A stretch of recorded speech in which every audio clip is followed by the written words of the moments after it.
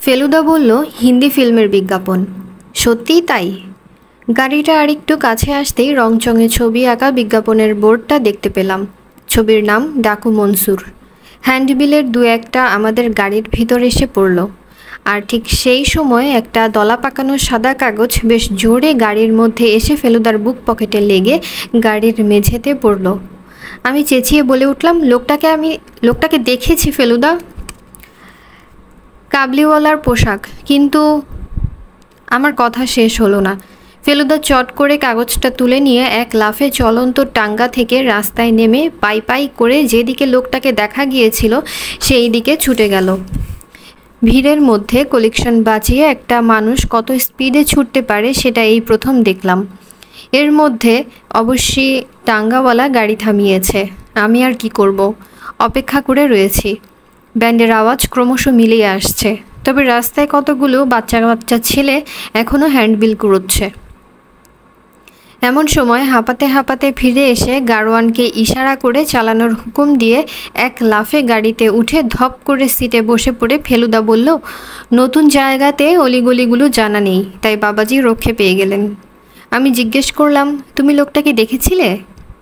তুই দেখলি আর আমি দেখব না? আমি আর কিছু বললাম না। ফেলুদা লোকটাকে না দেখে থাকলে আমি ওকে বলতাম যে যদিও লোকটার গায়ে কাবুলিওয়ালার পোশাক ছিল, কিন্তু অত কম লম্বা কাবুলিওয়ালা আমি কখনো দেখিনি। ফেলুদা এবার পকেট থেকে দলা পাকানো কাগজটা খুলে হাত দিয়ে ঘষে সমান করে, চোখের খুব কাছে নিয়ে তার মধ্যে যে লেখাটা ছিল সেটা পড়ে ফেলল। তারপর সেটাকে 3 ভাঁজ করে মানিব্যাগের ভেতর নিয়ে নিল। লেখাটা যে কী ছিল সেটা আর আমার জিজ্ঞেস করার সাহস হলো না। বাড়ি ফিরে দেখি ধীরু কাকার সঙ্গে শ্রীবাস্তব এসেছেন। শ্রীবাস্তবকে দেখে মনে হলো না যে আংটিটা যাওয়াতে তার খুব একটা দুঃখ হয়েছে। তিনি বললেন, ও আংটি ছিল অপয়া, যার কাছে যাবে তার ওই দুশ্চিন্তা হবে, বিপদ হবে, বাড়িতে ডাকু আসবে। আপনি তো লাকি ধীরুবাবু। ধরুন যদি ডাকু এসে ঝামেলা করতো, গোলাগুলি চালাতো। ধীরু কাকা একটু হেসে বললেন, তাহলে তবুও একটা মানে হতো। এ যে একেবারে ভাওতা দিয়ে বুদ্ধু বানিয়ে জিনিসটা নিয়ে চলে গেল, এটা যেন কিছুতেই হজম করতে পারছি না। শ্রীবাস্তব বললেন, আপনি কেন ভাবছেন ধীরুবাবু? আংটি আমার কাছে থাকলেও যেত, আপনার কাছে থাকলেও যেত। আর আপনি যে বলছিলেন পুলিশে খবর দেবেন, তাও করবেন না। ওতে আপনার বিপদ আরও বেড়ে যাবে। যারা চুরি করলো তারা খেপে গিয়ে ফির আপনাদের উপর হামলা করবে। ফেলুদা এতক্ষণ একটা সোফায় বসে একটা লাইফ ম্যাগাজিন দেখছিল। এবার সেটাকে বন্ধ করে টেবিলে রেখে দিয়ে হাত দুটোকে সোফার মাথার পিছনে এলিয়ে দিয়ে বলল, মহাবীরবাবু জানেন এ আংটির কথা? পিয়ারিলালের ছেলে? হ্যাঁ, সে তো আমি জানি না ঠিক। মহাবীর ডুন স্কুলে পড়তো, ওখানেই থাকতো। তারপর মিলিটারি একাডেমিতে জয়েন করেছিল। তারপর সেটা ছেড়ে দিল, বোম্বাই গিয়ে ফিল্মে অ্যাক্টিং শুরু করলো। উনি ফিল্মে নামার ব্যাপারে পিয়ারিলালের মত ছিল? সে বিষয়ে আমার কিছু বলেননি পিয়ারিলাল, তবে জানি উনি ছেলেকে খুব ভালোবাসতেন। পিয়ারিলাল মারা যাবার সময় মহাবীর কাছে ছিলেন? না, বোম্বাই ছিল, খবর পেয়ে এসে গেল। ধীরু কাকা বললেন, ফেলুবাবু যে একেবারে পুলিশের মতো জেরা করছো। বাবা বললেন, ও যে শখের ডিটেকটিভ, ওর ওদিকে বেশ আছে। শুনে শ্রীবাস্তব খুব অবাক হয়ে ফেলুদার দিকে তাকিয়ে বললেন, বাহ, ভেরি গুড, ভেরি গুড। কেবল ধীরু কাকাই যেন একটু ঠাট্টার সুরে বললেন, খোদ ডিটেকটিভের বাড়ি থেকেই মালটা চুরি হলো, এইটাই যা আফসোস। ফেলুদা এইসব কথাবার্তায় কোনো মন্তব্য না করে শ্রীবাস্তবকে আরেকটা প্রশ্ন করল, মহাবীরবাবুর ফিল্মে অ্যাক্টিং করে ভালো রোজগার হচ্ছে কি? শ্রীবাস্তব বললেন, সেটা ঠিক জানি না, মাত্র 2 বছর তো হলো। ওরা এমনিতে টাকার কোনো অভাব আছে? না, কারণ পিয়ারিলাল ওকেই সম্পত্তি দিয়ে গেছেন। সিনেমাটা ওর শখের ব্যাপার। বলে ফেলুদা আবার লাইফটা তুলে নিল। শ্রীবাস্তব হঠাৎ তার রিস্ট ওয়াচের দিকে তাকিয়ে বললেন, এই দেখুন, আপনাদের সঙ্গে কথা বলতে বলতে আমার পেশেন্টের কথা ভুলেই গেছি, আমি চলি। শ্রীবাস্তবকে তার গাড়িতে পৌঁছে দিতে বাবা আর ধীরু কাকা বাইরে গেলে পর ফেলুদা ম্যাগাজিনটা বন্ধ করে একটা বিরাট হাই তুলে বলল, তোর চাঁদে যেতে ইচ্ছে করে না মঙ্গল গ্রহে? আমি বললাম, আমার এখন শুধু একটা জিনিসই ইচ্ছে করছে। ফেলুদা আমার কথায় কান না দিয়ে বলল, লাইফে চাঁদের সারফেসের ছবি দিয়েছে, দেখে জায়গাটাকে খুব ইন্টারেস্টিং বলে মনে হচ্ছে না। মঙ্গল সম্বন্ধে তবু একটা কৌতূহল হয়। আমি এবার একেবারে চেয়ার ছেড়ে উঠে বললাম, ফেলুদা, আমার কৌতূহল হচ্ছে তোমার মানিব্যাগে যে কাগজটা আছে সেইটি দেখার জন্য। ও, ওইটে? ওটা দেখাবে না বুঝি? ওটা উর্দুতে লেখা, তবু দেখি না। এই দেখ। ফেলুদা ভাঁজ করা কাগজটা বার করে সেটা 2 আঙুলের ফাঁকে ধরে ক্যারামের গুটির মতো করে আমার দিকে ছুঁড়ে দিল। খুলে দেখি সেটা লেখা আছে, খুব হুঁশিয়ার। আমি বললাম, তবে যে বললে উর্দু? বকচন্দর, খুব আর হুঁশিয়ার, এই দুটো কথাই যে উর্দু সেটাও বুঝি তোর জানা নেই? সত্যিই তো, মনে পড়লো একবার বাবা বলেছিলেন যে কোনো বাংলা উপন্যাস নিয়ে তার যে কোনো একটা পাতা খুলে পড়ে দেখো, দেখবে প্রায় অর্ধেক কথা হয় উর্দু, নয় ফার্সি, না হয় ইংরেজি, না হয় পর্তুগিজ, না হয় অন্য কিছু। এসব কথা বাংলায় এমন চলে গেছে যে আমরা ভুলে গেছি এগুলো আসলে বাংলা নয়। আমি লাল অক্ষরে লেখা কথা দুটোর দিকে চেয়ে আছি, দেখে প্রায় যেন আমার মনের প্রশ্নটা আন্দাজ করেই ফেলুদা বলল, একটা সাজা পানের ডগা দিয়ে অনেক সময় চুন খয়ের মেশানো লাল রস চুইয়ে পড়ে, দেখেছিস? এটা সে পানের ডগা দিয়ে লাল রস দিয়ে লেখা। আমি লেখাটা নাকের কাছে আনতেই পানের গন্ধ পেলাম। কিন্তু কে লিখেছে বলো তো? জানি না। লোকটা বাঙালি তো বটেই। জানি না, কিন্তু তোমাকে কেন লিখতে যাবে? তুমি তো ওর আংটি চুরি করনি। ফেলুদা হো হো করে হেসে বলল, হুমকি জিনিসটা কি আর চোরকে দেয় রে বোকা? ওটা দেয় চোরের যে শত্রু তাকে, অর্থাৎ ডিটেকটিভকে। তাই এসব কাজে নামতে হলে ডিটেকটিভের একেবারে প্রাণটি হাতে নিয়ে নামতে হয়। আমার বুকের ভিতরটা ঢিপ ঢিপ করে উঠল, আর বুঝতে পারলাম যে গলাটা কেমন জানি শুকিয়ে আসছে। কোনো রকম ঢোক গিলে বললাম, তাহলে এবার থেকে সত্যি হুঁশিয়ার হওয়া উচিত। হুঁশিয়ার হইনি সে কথা তোকে কে বলল? এই বলে ফেলুদা পকেট থেকে একটা গোল কৌটো বার করে আমার নাকের সামনে ধরল। দেখলাম বাক্সটার ঢাকনায় লেখা রয়েছে দশম সংস্কার চূর্ণ। ওটা যে একটা দাঁতের মাজনের নাম সেটা আমি ছেলেবেলা থেকে জানি, কারণ দাদু ওটা ব্যবহার করতেন। তাই আমি একটু অবাক হয়েই বললাম, দাঁতের মাজন দিয়ে কি করে হুঁশিয়ার হবে ফেলুদা? তোর যেমন বুদ্ধি, দাঁতের মাজন হতে যাবে কেন? তবে ওটাই কি আছে? চোখ দুটো গোল করে গলাটা বাড়িয়ে আর নামিয়ে নিয়ে ফেলুদা বলল, চূর্ণীকৃত ব্রহ্মাস্ত্র। রাত্রে খাওয়া দাওয়ার পরে ফেলুদা হঠাৎ বলল, তোপসে কি মনে হচ্ছে বলতো? আমি বললাম, কিসের কি মনে হচ্ছে? এই যে যেসব ঘটনা ঘটছে। বারে বা, সে তো তুমি বলবে, আমি আবার কি করে বলবো? আমি কি ডিটেকটিভ নাকি? আর সন্ন্যাসীটা কে সেটা না জানা অবধি তো কিছুই বোঝা যাবে না। কিন্তু কিছু কিছু জিনিস তো বোঝা যাচ্ছে, যেমন সন্ন্যাসীটা বাথরুমে ঢুকে আর বেরোলো না, এটা তো খুব রিভিলিং। রিভিলিং মানে যার থেকে অনেক কিছু বোঝা যায়। এখানে কি বোঝা যাচ্ছে তুই নিজে বুঝতে পারছিস না? আমি বুঝতে পারছি যে ওয়েটিং রুমের দারোয়ানটা অন্যমনস্ক ছিল, তোর মুন্ডু। তবে সন্ন্যাসী বেরোলে নিশ্চয়ই দারোয়ানের চোখে পড়তো। তাহলে সন্ন্যাসী বেরোয়নি? সন্ন্যাসীর হাতে কি ছিল মনে আছে? আমি তো আর ও হ্যাঁ হ্যাঁ, অ্যাটাচি কেস। সন্ন্যাসীর হাতে অ্যাটাচি কেস দেখেছিস কখনো? তা দেখিনি। সেই তো বলছি, ওটা থেকেই সন্দেহ হয়। কি সন্দেহ হয়? যে সন্ন্যাসী আসলে সন্ন্যাসী নন। উনি প্যান্ট শার্ট কি ধুতি পাঞ্জাবি পরা আমাদের মতো অসন্ন্যাসী। আর সেই পোশাক ছিল ওই অ্যাটাচি কেসে। গেরুয়াটা ছিল ছদ্মবেশ, খুব সম্ভবত দাড়ি গোফটাও। বুঝেছি, সেগুলো ও বাক্সে পুরে নিয়েছে আর অন্য পোশাক পরে বেরিয়ে এসেছে, তাই দারোয়ান ওকে চিনতে পারেনি। গুড, এইবার মাথা খুলেছে। কিন্তু আজ সকালে তাহলে কে তোমার গায়ে কাগজ ছুঁড়ে মারল? হয় ও নিজেই, না হয় ওর কোনো লোক। স্টেশনের আশেপাশে ঘোরাফেরা করছিল। আমি যে একে তাকে সন্ন্যাসীর কথা জিজ্ঞেস করছি সেটাও শুনেছিল, আর তাই হুমকি দিয়ে গেল। বুঝেছি, কিন্তু এছাড়া আর কোনো রহস্য আছে কি? বাবা, বলিস কি? রহস্যের কোনো শেষ আছে নাকি? শ্রীবাস্তবকে স্ট্যান্ডার্ড গাড়িতে কে ফলো করলো? সেও কি ওই সন্ন্যাসী না অন্য কেউ? গেটের বাইরে দাঁড়িয়ে চারমিনার আর পান খেতে খেতে কে ওয়াচ করছিল? পিয়ারিলাল কোনো স্পাইয়ের কথা বলতে চেয়েছিলেন? বনবিহারী বাবু হিংস্র জানোয়ার পোষেন কেন? পিয়ারিলালের ছেলে বনবিহারী বাবুকে আগে কোথায় দেখেছে, আর সে আংটির ব্যাপারে কতখানি জানে। রাত্রে বিছানায় শুয়ে শুয়ে এইসব রহস্যের কথাই ভাবছিলাম। ফেলুদা একটা নীল খাতায় কী যেন সব লিখল, তারপরে 10:30টায় শুয়ে পড়ল। আর শোবার কিছুক্ষণ পরেই জোরে জোরে নিঃশ্বাস, বুঝলাম ও ঘুমিয়ে পড়েছে। দূর থেকে রামলীলার ঢাকের শব্দ ভেসে আসছে। একবার একটা জানোয়ারের হাঁক শুনলাম, হয়তো শেয়াল কিংবা কুকুর, কিন্তু হঠাৎ কেন জানি হায়নার হাসি বলে মনে হয়েছিল। বনবিহারী বাবু যে হিংস্র জানোয়ার পোষেন তাতে ফেলুদার আশ্চর্য হবার কি আছে? সবসময় কি সব জিনিসের পিছনে লুকানো কারণ থাকে?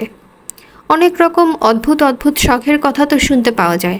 বনবিহারী বাবু চিড়িয়াখানাও হয়তো সেই রকমই একটা অদ্ভুত শখের নমুনা।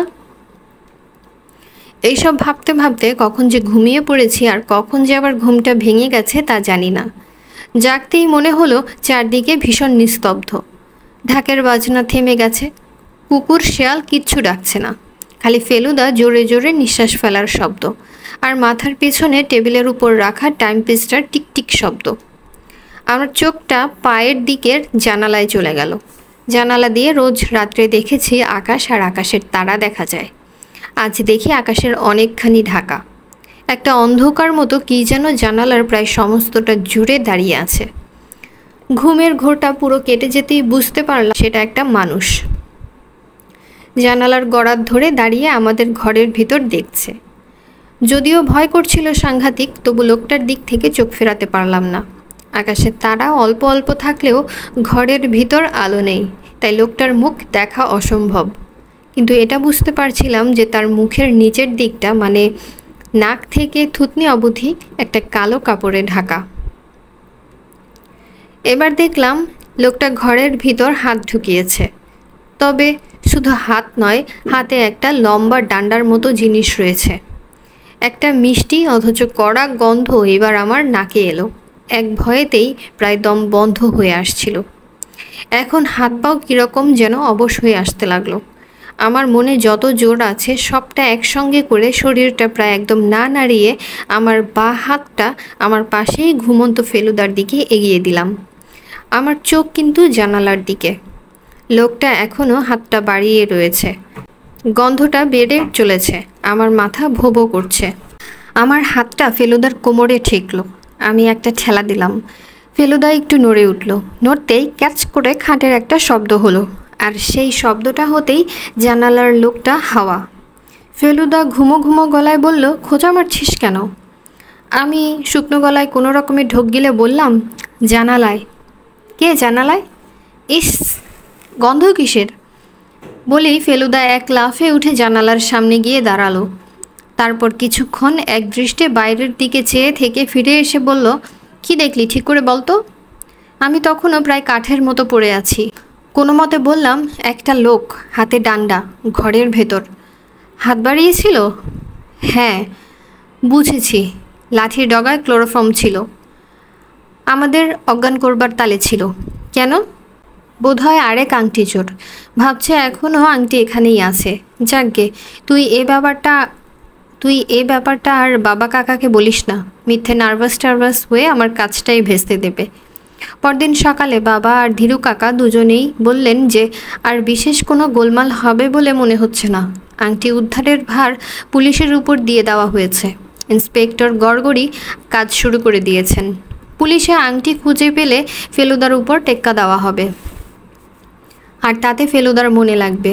এই ভেবে আমি মনে মনে প্রার্থনা করলাম পুলিশ যেন কোনো মতেই আংটি খুঁজে না পায়, সেই ক্রেডিটটা যেন ফেলুদারই হয়। বাবা বললেন, আজ তোদের আরও কয়েকটা জায়গা দেখিয়ে আনবো ভাবছি। ঠিক হলো, দুপুরে খাওয়ার পর বেরোনো হবে। কোথায় যাওয়া হবে সেটা ঠিক করে দিলেন বনবিহারী বাবু। আমরা সব খেয়ে উঠেছি। এমন সময় বনবিহারী বাবু এসে হাজির। বললেন, আপনাদের বাড়ি দিনে ডাকাতির খবর পেয়ে চলে এলাম। একটা ভালো দেখে হাউন্ড পুষলে এ কেলেঙ্কারি হতো না। সাধু বাবার উদ্দেশ্যে সাধু না অসাধু সেটা বুঝতে একটা ওয়েল ট্রেন্ড যেত হাউন্ডের লাগতো ঠিক 5 সেকেন্ড। যাকে চোর পালানোর পর আর বুদ্ধি দিয়ে কি হবে বলুন? বনবিহারীবাবুর সঙ্গে কাগজে মোড়া পান নিয়ে এসেছিলেন। বললেন, লখনৌ শহরের বেস্ট পান, খেয়ে দেখুন। এক বেনারস ছাড়া কোথাও পাবেন না এই জিনিস। আমি মনে মনে ভাবছি বনবিহারী বাবু যদি বেশিক্ষণ থাকেন তাহলে আমাদের বাইরে যাওয়া ভেস্তে যাবে। এমন সময় উনি নিজেই বললেন, বাড়িতে থাকছেন না বেরোচ্ছেন? বাবা বললেন, ভেবেছিলাম এদের নিয়ে একটু কিছু দেখিয়ে আনবো। ইমামবাড়া ছাড়া তো আর কিছুই দেখা হয়নি এখনও। রেসিডেন্স দেখোনি এখনও? প্রশ্নটা আমাকেই করলেন ভদ্রলোক। আমি মাথা নেড়েই না বললাম। চলো, আমার মতো গাইড পাবে না। মিউটিনি সম্বন্ধে আমার থোড়ো নলেজ আছে। তারপর ধীরু কাকার দিকে ফিরে বললেন, আমার কেবল একটা জিনিস জানার কৌতূহল হচ্ছে, আংটিটা কোত্থেকে গেল? সিন্ধুকে রেখেছিলেন কি? ধীরু কাকা বললেন, সিন্ধুক আমার নেই, গোদরেজের আলমারি খুলে নিয়ে গেছে। চাবি অবশ্যই আমার পকেটেই ছিল, বোধহয় ডুপ্লিকেট চাবি দিয়ে খুলেছে। শুনলাম বাক্সটা নাকি রেখে গেছে। হ্যাঁ। Very strange. বাক্স দেরাজে ছিল? হ্যাঁ। দেরাজ ভালো করে খুঁজে দেখেছেন তো? তন্ন তন্ন করে। কিন্তু একটা জিনিস তো করতে পারেন, আলমারির হাতলে বাক্সটার গায়ে ফিঙ্গারপ্রিন্ট আছে কিনা সেটা তো। থাকলে সবচেয়ে বেশি থাকবে আমার ওই আঙ্গুলের ছাপ, ওতে সুবিধা হবে না। বনবিহারীবাবু মাথা নেড়ে বললেন, খাসা লোক ছিলেন বাবা পিয়ারিলাল, আংটিটা ইনশিওর পর্যন্ত করেননি।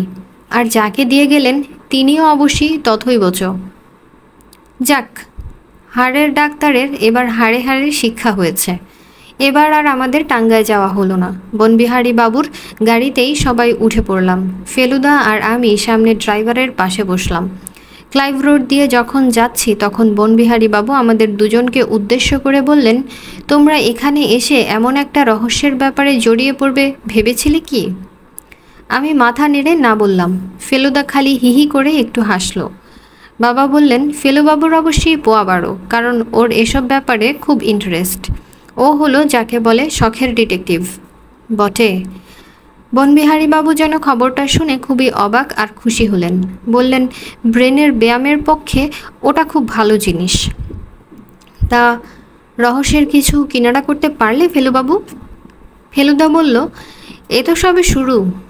অবশ্যই তুমি কোন রহস্যের কথা ভাবছো জানি না, আমার কাছে অনেক কিছুই রহস্যজনক। ধীরু কাকা বললেন, কীরকম? এই যেমন ধরুন, সন্ন্যাসী গোদরেজের আলমারির চাবি পেল কোত্থেকে? তারপর বাড়িতে চাকর বাকর থাকতে সে সন্ন্যাসীর এত সাহসী বা হবে কোত্থেকে যে সে একেবারে আপনার বেডরুমে গিয়ে ঢুকবে?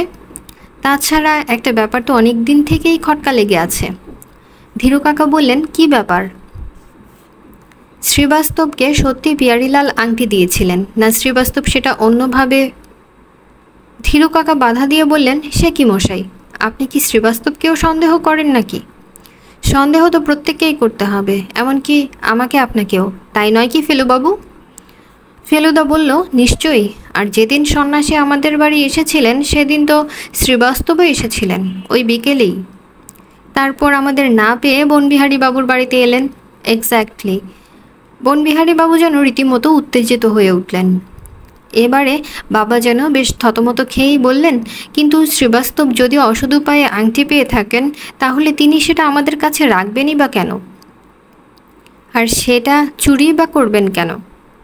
বনবিহারী বাবু হো হো করে হেসে উঠলেন। বুঝলেন না? অত্যন্ত সহজ। শ্রীবাস্তবের পেছনে সত্যিই ডাকাত লেগেছিল। ভীতু মানুষ, তাই ভয় পেয়ে আংটিটা আপনাদের কাছে এনে রেখেছিলেন। এদিকে লোভও আছে 16 আনা, তাই তিনি নিজেই আবার সেটা চুরি করে চোরদের ধাপ্পা দিয়ে এক ঢিলে 2 পাখি মেরেছেন। আমার মাথার মধ্যে সব কেমন জানি গন্ডগোল হয়ে যাচ্ছিল। শ্রীবাস্তবের মতো এত ভালো মানুষ, হাসি খুশি লোক, তিনি কখনো চোর হতে পারেন? ফেলুদাও কি বনবিহারী বাবুর সঙ্গে একমত, নাকি বনবিহারী বাবুর কথাতেই ওর প্রথবাস্তবের উপর সন্দেহ পড়েছে? বনবিহারী বাবু বললেন, শ্রীবাস্তব অমায়িক লোক, তাতে সন্দেহ নেই, কিন্তু একবার ভেবে দেখুন, লখনউয়ের মতো জায়গা, এমন আর কি, সেখানে স্রেফ হাড়ের ব্যারামের চিকিৎসা করে এত বড় বাড়ি, গাড়ি, বাগান, আসবাবপত্র, ভাবতে একটু লাগে নাকি? ধীরু কাকা বললেন, ওর বাপের হয়তো টাকা ছিল। বনবিহারী বাবু বললেন, বাপ ছিলেন এলাহাবাদ পোস্ট অফিসের একজন সামান্য কেরানি। এই সময় ফেলুদা হঠাৎ একটা বাজে প্রশ্ন করে বসল, আপনাদের কোনো জানোয়ার কখনো আপনাকে কামড়েছে কি? No, never. তাহলে আপনার ডান হাতের কবজিতে ওই দাগটা কি? ও হো হো, বাবা তুমি তো খুব ভালো লক্ষ্য করেছো, কারণ ও দাগটা সচরাচর আমার আস্তিনের ভেতরেই থাকে। ওটা হয়েছিল ফেন্সিং করতে গিয়ে। ফেন্সিং বোঝো? ফেলুদা কেন? আমি জানতাম ফেন্সিং। ফেলুদা কেন? আমিও জানতাম ফেন্সিং কাকে বলে। রেপিয়ার বলে একরকম সরু লম্বা তলোয়ার দিয়ে খেলাকে বলে ফেন্সিং। ফেন্সিং করতে গিয়ে হাতে খোঁচা খাই, এটা সেই খোঁচার দাগ। রেসিডেন্সিটা সত্যি একটা দেখবার জিনিস। প্রথমত জায়গাটা খুব সুন্দর, চারিদিকে বড় বড় গাছপালা, তার মাঝখানে এখানে ওখানে এক একটা মিউটিনির আমলে সাহেবদের ভাঙা গাড়ি। গাছগুলোর ডালে দেখলাম ঝাঁকে ঝাঁকে বাদর। লখনৌ শহরের বাদরের কথা আগেই শুনেছি, এবার নিজের চোখে তাদের কাণ্ড কারখানা দেখলাম। কতগুলো রাস্তার ছেলে গুলতি দিয়ে বাদরগুলোর দিকে তাক করে ইট মারছিল। বনবিহারীবাবু তাদের কষে ধমক দিলেন। তারপর আমাদের বললেন, জন্তু জানোয়ারের ওপর দুর্ব্যবহারটার আমি সহ্য করতে পারি না। আমাদের দেশেই এই জিনিসটা সবচেয়ে বেশি দেখা যায়। ইতিহাসে সিপাহী বিদ্রোহের কথা পড়েছি। রেসিডেন্সি দেখার সময় সেই বইয়ে পড়া ঘটনাগুলো চোখের সামনে ভেসে উঠল। একটা বড় বাড়ির ভিতর আমরা ঘুরে ঘুরে দেখছি, আর বনবিহারীবাবু বর্ণনা দিয়ে চলেছে। সেপাই মিউটিনির সময় লখনৌ শহরে নবাবদেরই রাজত্ব। ব্রিটিশরা তাদের সৈন্য রেখেছিলেন এই বাড়িটার ভেতরেই। স্যার হেনরি লরেন্স ছিলেন তাদের সেনাপতি। বিদ্রোহ লাগলো দেখে প্রাণের ভয়ে লখনৌ শহরের যত সাহেব মেমসাহেব একটা হাসপাতালের ভিতর গিয়ে আশ্রয় নিল। কদিন খুব লড়েছিলেন স্যার হেনরি, কিন্তু আর শেষটাই পেরে উঠলেন না। সেপাইয়ের গুলিতে তার মৃত্যু হলো। আর তারপরে ব্রিটিশদের কী দশা হলো সেটা এই বাড়ির চেহারা দেখেই কিছুটা আন্দাজ করতে পারছো। স্যার কলিন ক্যাম্পবেল যদি শেষটায় টাটকা সৈন্য সামন্ত নিয়ে না এসে পড়তেন, তাহলে ব্রিটিশদের দফা রফা হয়ে যেত। এ ঘরটা ছিল বিলিয়ার্ড খেলার ঘর। দেয়ালে সেপাইদের গোলা লেগে কী অবস্থা হয়েছে দেখো। বাবা আর ধীরু কাকা আগেই রেসিডেন্সি দেখেছেন বলে মাঠে পায়চারি করছিলেন। আমি আর ফেলুদাই তন্ময় হয়ে বনবিহারী বাবুর কথা শুনছিলাম, আর 200 বছরের পুরনো পাতলা অথচ মজবুত ইটের তৈরি ব্রিটিশদের ঘরবাড়ির ভগ্নাবশেষ দেখছিলাম। এমন সময় ঘরের দেয়ালের একটা ফুটো দিয়ে হঠাৎ কি একটা জিনিস তীরের মতো এসে ফেলুদার কান ঘেঁষে ধাই করে পিছনের দেয়ালে লেগে মাটিতে পড়ল। চেয়ে দেখি সেটা একটা পাথরের টুকরো। তার পর মুহূর্তেই বনবিহারীবাবু একটা হ্যাচকা টানে ফেলুদাকে তার দিকে টেনে নিলেন, আর ঠিক সেই সময় আরেকটা পাথর এসে আবার ঘরের দেওয়ালে লেগে মাটিতে পড়ল। পাথরগুলো যে গুলতি দিয়ে মারা হয়েছে সে বিষয়ে কোনো সন্দেহ নেই। বনবিহারীবাবুর বয়স হলেও এখনও যে কত চটপটে সেটা এবার বেশ বুঝতে পারলাম। উনি এক লাফে দেওয়ালের একটা বড় গর্তের ভিতর দিয়ে গিয়ে বাইরের ঘাসে পড়লেন। আমি আর ফেলুদাও অবশ্যই তক্ষুনি লাফিয়ে গিয়ে ওর কাছে পৌঁছলাম, আর গিয়েই দেখলাম যে দিক দিয়ে পাথর এসেছে সেই দিকে বেশ খানিক দূরে একটা লাল ফেজ টুপি আর কালো কোট পরা দাড়িওয়ালা লোক দৌড়ে পালাচ্ছে। ফেলুদা আর এক মুহূর্ত সময় নষ্ট না করে সোজা লোকটার দিকে ছুটল। আমি ফেলুদার পিছনে পিছনে যাব বলে পা বাড়িয়েছিলাম, কিন্তু বনবিহারীবাবু আমার জামার আস্তিনটা ধরে বললেন, তুমি এখন স্কুল বয় তপেশ, তোমার এসব গোলমালের মধ্যে না যাওয়াই ভালো। কিছুক্ষণ পরে ফেলুদা ফিরে এলো। বনবিহারীবাবু বললেন, ধরতে পারলে? ফেলুদা বলল, না, অনেকটা ডিস্টেন্স। একটা কালো স্ট্যান্ডার্ড গাড়িতে উঠে ভেগেছে লোকটা। বনবিহারীবাবু চাপা গলায় বললেন, স্কাউন্ড্রেল। তারপর আমাদের দুজনের পিঠে হাত দিয়ে বললেন, চলো, এখানে আর থাকা ঠিক হবে না। একটু এগিয়ে গিয়ে বাবা আর ধীরু কাকার সঙ্গে দেখা হলো। বাবা বললেন, ফেলু, এত হাঁপাচ্ছ কেন? বনবিহারীবাবু বললেন, ওর বোধহয় গোয়েন্দাগিরিটা বেশি না করাই ভালো, মনে হচ্ছে ওর পেছনে গুন্ডা লেগেছে। বাবা আর ধীরু কাকা দুজনেই ঘটনাটা শুনে বেশ ঘাবড়ে গেলেন। তখন বনবিহারীবাবু হাসতে হাসতে বললেন, চিন্তা করবেন না, আমি রসিকতা করছিলাম। আসলে পাথরগুলো আমাকেই লক্ষ্য করে মারা হয়েছিল। ওই যে ছোকরাগুলোকে তখন ধমক দিলুম, এ হচ্ছে তারই প্রতিশোধ। তারপর ফেলুদার দিকে ঘুরে বললেন, তবে তাও বলছি ফেলুবাবু, তোমারও বয়সটা কাঁচাই। বিদেশ বিভূয়ে একটা গোলমেলে জড়িয়ে পড়বে, সেটা কি খুব ভালো হবে? এবার থেকে একটু খেয়াল করে চলো। কথাটা শুনে ফেলুদা চুপ করে রইল। গাড়ির দিকে হাঁটার সময় দুজনে একটু পেছিয়ে পড়েছিলাম। সেই সুযোগে ফেলুদাকে ফিসফিস করে বললাম, পাথরটা তোমাকে মারছিল না ওকে? ফেলুদা দাঁতে দাঁত চেপে বলল, ওকে মারলে কি উনি চুপ করে থাকতেন নাকি? হল্লা টল্লা করে রেসিডেন্সির বাকি ইটকটা খসিয়ে দিতেন না? আমারও তাই মনে হয়। তবে একটা জিনিস পেয়েছি, লোকটা পালানোর সময় ফেলে গিয়েছিল। কি জিনিস? ফেলুদা পকেট থেকে একটা কালো জিনিস বার করে দেখালো। ভালো করে দেখে বুঝলাম সেটা একটা নকল গোঁফ, আর তাতে এখনও শুকনো আঠা লেগে রয়েছে।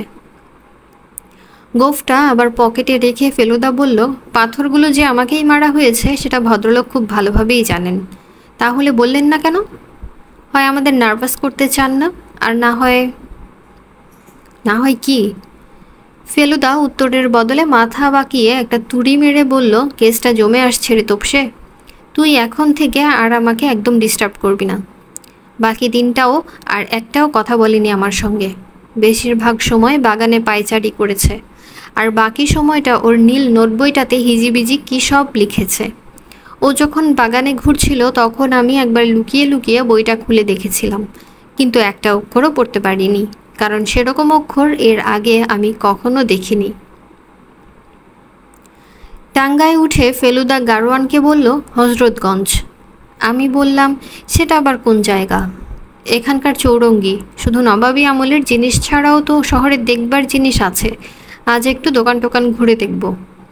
গতকাল রেসিডেন্সি থেকে আমরা বনবিহারী বাবুর বাড়িতে কফি খেতে গিয়েছিলাম। সেই সুযোগে ওর চিড়িয়াখানাটাও আরেকবার দেখে নিয়েছিলাম। সেই হায়না, সেই র্যাটল স্নেক, সেই মাকড়সা, সেই বনবিড়াল, সেই কাঁকড়া বিছে।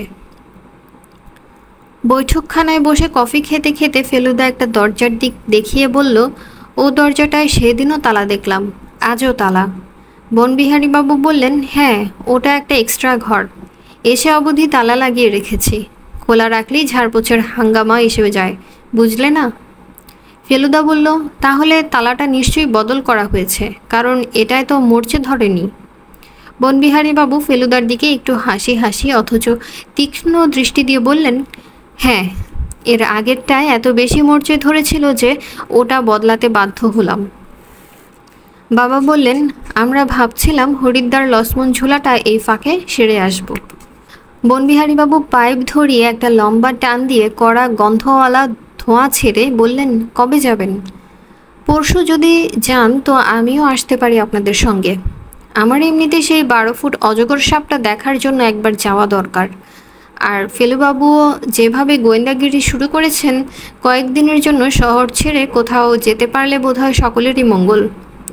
ধীরু কাকা বললেন, আমার তো শহর ছেড়ে যাওয়ার উপায় নেই, তোমরা কজন ঘুরে এসো না। ফেলু তপেশ দুজনেরই লক্ষ্মণ ঝুলা না দেখে ফিরে যাওয়া উচিত হবে না। বনবিহারীবাবু বললেন, আমার সঙ্গে গেলে আপনাদের একটা সুবিধে হবে। আমার চেনা ধর্মশালা আছে, এমনকি হরিদ্বার থেকে লক্ষ্মণ ঝুলা যাবার গাড়ির ব্যবস্থাও আমি চেনাশোনার মধ্যে থেকে করে দিতে পারবো। এখন আপনারা ব্যাপারটা ডিসাইড করুন। ঠিক হলো, পরশু শুক্রবারেই আমরা রওনা দেব। দুদিন আগে যদি বনবিহারীবাবু বলতেন আমাদের সঙ্গে যাবেন তাহলে আমার খুব ভালো লাগতো, কিন্তু আজ বিকেলে রেসিডেন্সির ঘটনার পর থেকে আমার লোকটা সম্বন্ধে মনে একটা কীরকম খটকা লেগে আছে। তবুও যখন দেখলাম ফেলুদার খুব একটা আপত্তি নেই, তখন আমিও মনটাকে যাবার জন্য তৈরি করে নিলাম। আজ সকালে উঠে ফেলুদা বলল, দাড়ি কামাবার ব্লেড ফুরিয়ে গেছে, ওখানে গিয়ে মুশকিলে পড়ে যাব, চল ব্লেড কিনে আনি গে। তাই দুজনে টাঙ্গা করে বেরিয়েছি। হজরতগঞ্জে নাকি সব কিছুই পাওয়া যায়। কাল থেকেই দেখছি ফেলুদা আংটি নিয়ে আর কিছুই বলছে না। আজ সকালেও ও যখন স্নান করতে গিয়েছিল তখন আমি আরেকবার ওর নোট বইটা খুলে দেখেছিলাম, কিন্তু পড়তে পারিনি। অক্ষরগুলোর এক একটা ইংরেজি মনে হয়, কিন্তু বেশিরভাগই অচেনা। গাড়িতে যেতে যেতে আর কৌতূহল চেপে রাখতে না পেরে ফেলুদাকে জিজ্ঞেস করে ফেললাম। ও প্রথমে লুকিয়ে ওর খাতা দেখার জন্য দারুণ রেগে গেল। বলল, এটা তুই একটা জঘন্য কাজ করেছিস, তোকে প্রায় ক্রিমিনাল বলা যেতে পারে। তারপর একটু নরম হয়ে বলল, তোর পক্ষে ওটা পড়ার চেষ্টা করা বৃথা, কারণ ও অক্ষর তোর জানা নেই। কি অক্ষর ওটা? গ্রিক। ভাষাটাও গ্রিক? না, তবে ইংরেজি। তা তুমি গ্রিক অক্ষর শিখলে কি করে? সে অনেক দিনের শেখা, ফার্স্ট ইয়ারে থাকতে। আলফা, বিটা, গামা, ডেল্টা, পাই, মিউ, অ্যাপসাইলন এসব তো অঙ্কতেই শিখেছি, আর বাকিগুলো শিখে নিয়েছিলাম এনসাইক্লোপিডিয়া ব্রিটানিকা থেকে। ইংরেজি ভাষাটা গ্রিক অক্ষরে লিখলে বেশ একটা সাংকেতিক ভাষা হয়ে যায়। এমনি লোকের কারোর সাধ্য নেই যে পড়ে। লখনৌ বানান কি হবে গ্রিকে? ল্যামডা, উপসাইলন, কাপা, নিউ, ওমিক্রন, উপসাইলেন। সি আর ডব্লিউটা গ্রিকে নেই, তাই বানানটা হচ্ছে LUKNOU। আর ক্যালকাটা বানান কাপা, আলফা, ল্যামডা, কাপা, উপসাইলন, টাউ, টাউ, আলফা। বাস রে বাস, 3টে বানান করতেই পিরিয়ড কাবার। চৌরঙ্গি বললে অবশ্যই বাড়িয়ে বলা হবে, কিন্তু হজরতগঞ্জের দোকান টোকানগুলো বেশ ভালোই দেখতে। টাঙ্গার ভাড়া চুকিয়ে দিয়ে ফেলুদা আর আমি হাঁটতে আরম্ভ করলাম। ওই তো মণিহারি দোকান ফেলুদা, ওখানে নিশ্চয়ই ব্লেড পাওয়া যাবে। দাঁড়া, আগে একটা অন্য কাজ সেরে নিই। আরও কিছু দূর গিয়ে ফেলুদা হঠাৎ একটা দোকান দেখে সেটার দিকে এগিয়ে গেল। দোকানের সামনে লাল সাইনবোর্ডে সোনালি উঁচু অক্ষরে লেখা আছে Malkani and company, antique and curio dealers. কাছের মধ্যে দোকানের ভেতরটা দেখেই বুঝতে পেরেছিলাম সেটা সব পুরনো আমলের জিনিসের দোকান। ঢুকে দেখি হরেক রকমের পুরনো জিনিসে দোকানটা গিজগিজ করছে।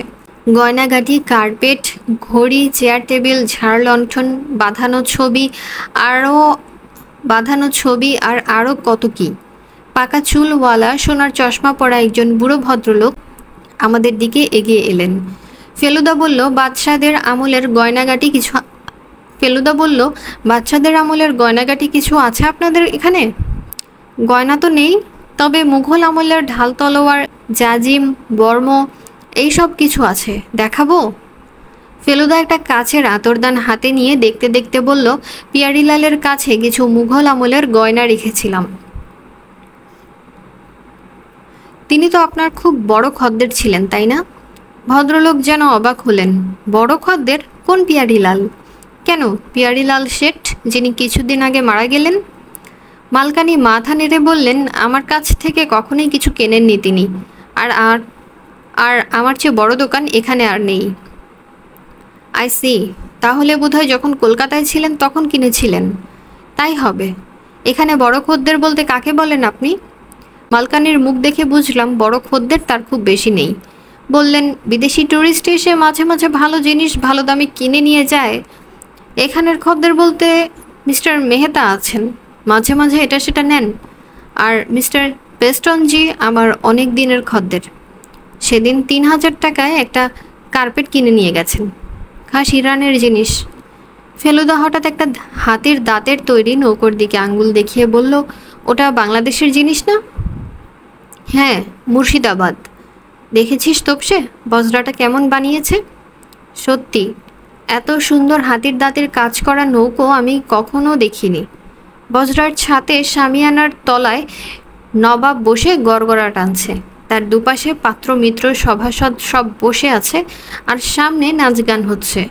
16 জন দাঁড় বাইছে, আর একটা লোক হাল ধরে বসে আছে।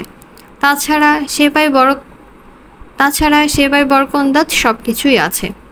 আর সব কিছুই এত নিখুঁতভাবে করা হয়েছে যে দেখলে তাক লেগে যায়। ফেলুদা বলল, এটা কোত্থেকে পেলেন? ওটা বেচলেন মিস্টার সরকার, মিস্টার বি সরকার, যিনি বাদশাহনগরে থাকেন। উনি মাঝে মাঝে এটা সেটা কিনে নিয়ে যান, ভালো জিনিস আছে ওর কাছে। আই সি, ঠিক আছে, থ্যাংক ইউ। আপনার দোকান ভারী ভালো লাগলো। Good day. Good day sir. বাইরে এসে ফেলুদা বলল, বনবিহারী বাবু সরকারের তাহলে এসব দোকানে যাতায়াত আছে। অবশ্যই সে সন্দেহটা আমার আগেই হয়েছিল, কিন্তু উনি যে বলেছিলেন এসব ব্যাপারে ওর কোনো ইন্টারেস্ট নেই। ইন্টারেস্ট না থাকলে পাথর দেখেই কেউ বলতে পারে সেটা আসল কি নকল। মালকানি ব্রাদার্সদের সামনে দেখি এম্পায়ার বুক স্টল বলে একটা বইয়ের দোকান। ফেলুদা বলল, ওর হরিদ্বার লক্ষ্মণ ঝুলা সম্বন্ধে একটা বই কেনা দরকার। তাই দোকানটায় ঢুকলাম, আর ঢুকেই দেখি পিয়ারিলালের ছেলে মহাবীর। ফেলুদা ফিসফিস করে বলল, ক্রিকেটের বই কিনছে। Very good. মহাবীর আমাদের দিকে পিঠ করে দাঁড়িয়ে বই কিনছিল, তাই আমাদের দেখতে পাইনি। ফেলুদা দোকানদারের দিকে এগিয়ে গিয়ে বলল, নেভিল কার্ডাসের কোনো বই আছে আপনাদের? বলতেই মহাবীর ফেলুদার দিকে ফিরে তাকালো। আমি জানতাম নেভিল কার্ডাস ক্রিকেট সম্বন্ধে খুব ভালো ভালো বই লিখেছে। দোকানদার বলল, কোন বইটা খুঁজছেন বলুন তো? সেঞ্চুরিজ বইটা আছে? আগে না, তবে অন্য বই দেখাতে পারি। মহাবীর মুখে হাসি নিয়ে ফেলুদার দিকে এগিয়ে এসে বলল, আপনার বুঝি ক্রিকেটে ইন্টারেস্ট? হ্যাঁ, আপনারও দেখছি। মহাবীর তার হাতের বইটা ফেলুদাকে দিয়ে বলল, এটা আমার অর্ডার দেওয়া ছিল, ব্র্যাডম্যানের আত্মজীবনী। ওহো, ওটা পড়েছি, দারুণ বই।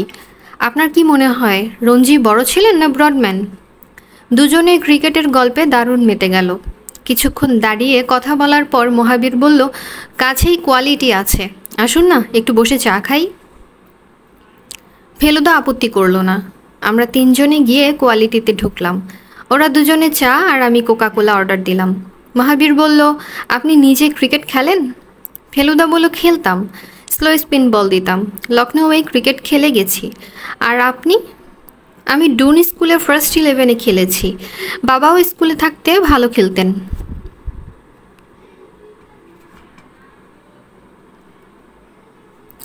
পিয়ারিলালের কথা বলেই মহাবীর কেমন জানি গম্ভীর হয়ে গেল। ফেলুদা চা ঢালতে ঢালতে বলল, আপনি আংটির ঘটনাটা জানেন নিশ্চয়ই? হ্যাঁ, ডক্টর শ্রীবাস্তবের বাড়ি গিয়েছিলাম, উনি বললেন। আপনার বাবার যে আংটি ছিল আর উনি যে সেটা শ্রীবাস্তবকে দিয়েছিলেন সেটা আপনি জানতেন তো? বাবা আমাকে অনেক দিন আগেই বলেছিলেন যে আমাকে ভালো করে দেবার জন্য শ্রীবাস্তবকে উনি কিছু একটা দিতে চান। সেটা যে কি সেটা অবশ্যই আমি বাবা মারা যাবার পর শ্রীবাস্তবের কাছেই জেনেছি। তারপর হঠাৎ ফেলুদার দিকে তাকিয়ে মহাবীর বলল, কিন্তু আপনি এ ব্যাপারে এত ইন্টারেস্ট নিয়েছেন কেন? ফেলুদা একটু হেসে বলল, ওটা আমার একটা শখের ব্যাপার। মহাবীর চায়ে চুমুক দিয়ে একটু যেন অন্যমনস্ক হয়ে পড়ল। ফেলুদা বলল, আপনার বাড়িতে আর কে থাকেন? আমার এক বুড়ি পিসিমা আছেন আর চাকর বাকর। চাকর বাকর কি পুরনো?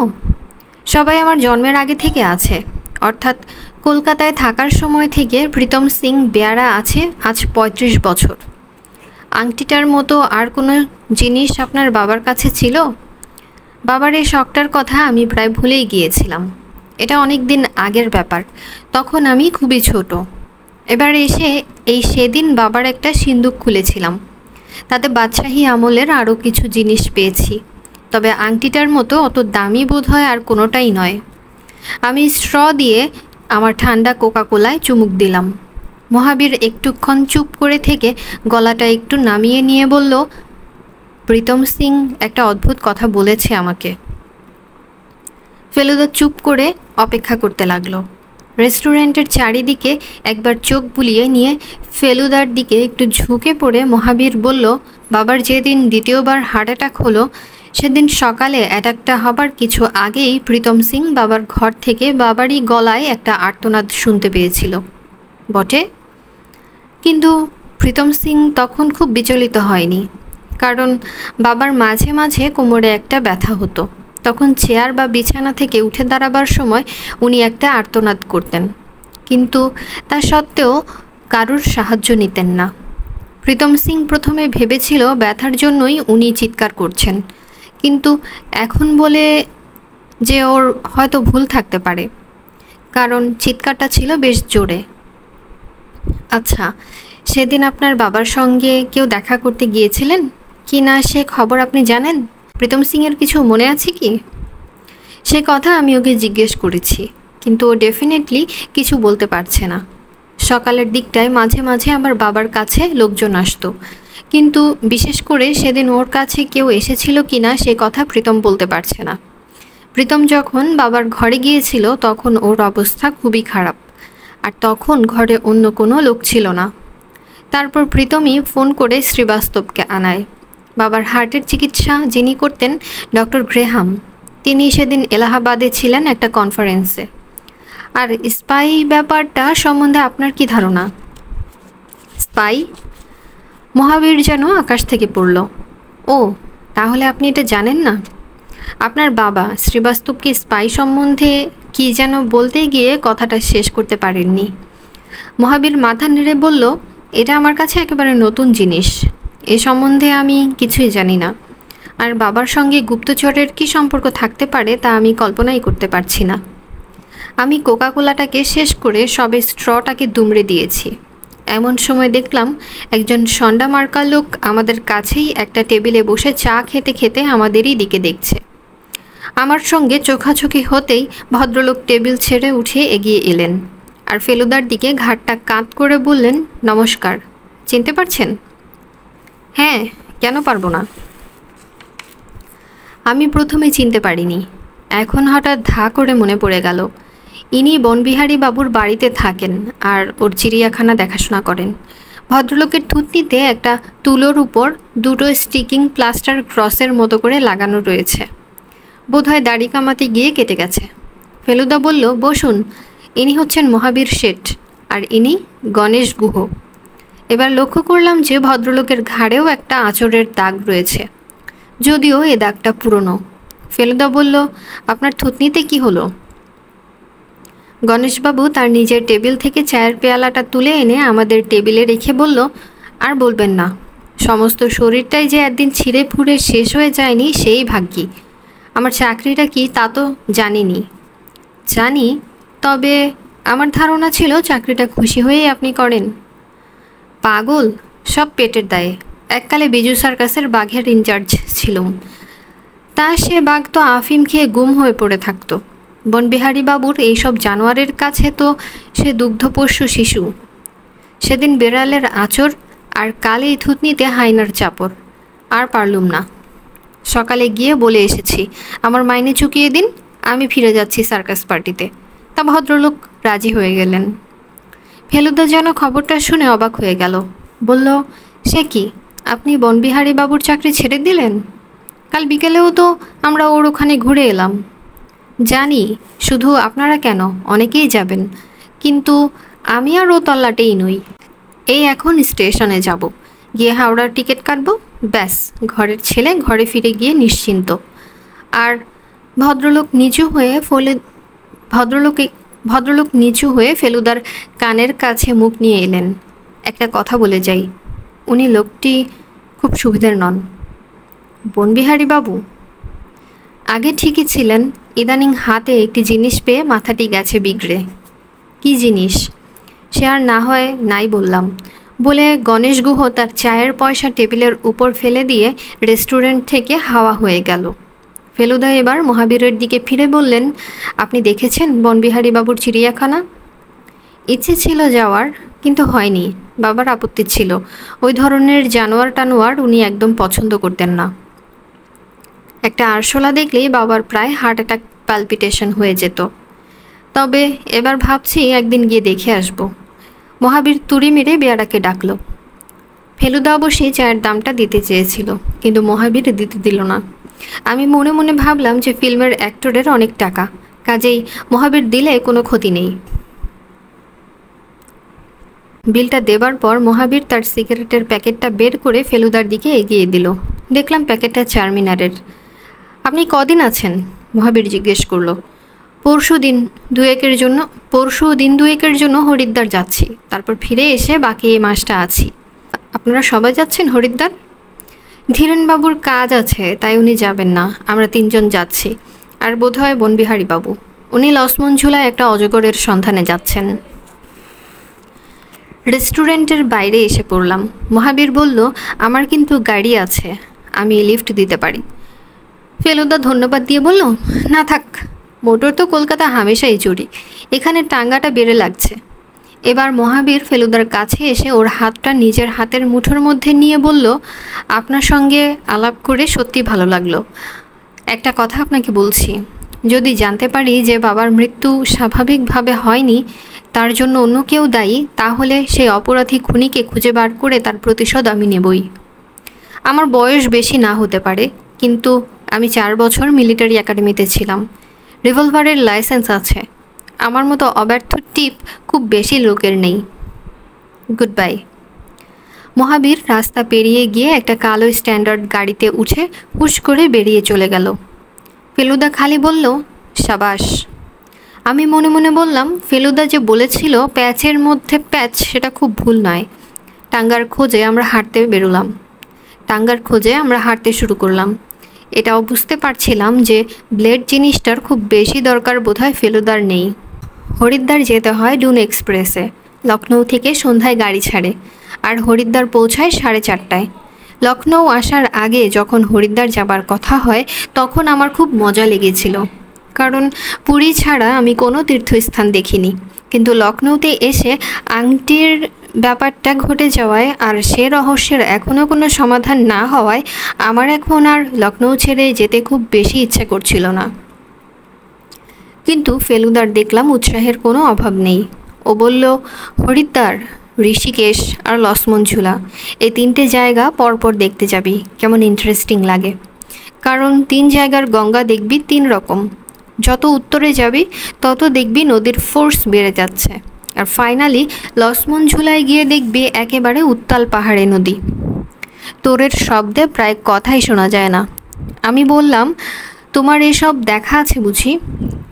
সেই যেবার ক্রিকেট খেলতে লখনৌ এলাম সেবারই দেখা সেরে গেছি। ধীরু কাকা অবশ্যই আমাদের সঙ্গে যেতে পারলেন না, তবে উনি নিজে গাড়ি চালিয়ে আমাদের সকলকে স্টেশনে নিয়ে এলেন। কামরাতে মালপত্র রাখতে না রাখতে আরেকজন ভদ্রলোক এসে পড়লেন। তিনি হচ্ছেন ডক্টর শ্রীবাস্তব।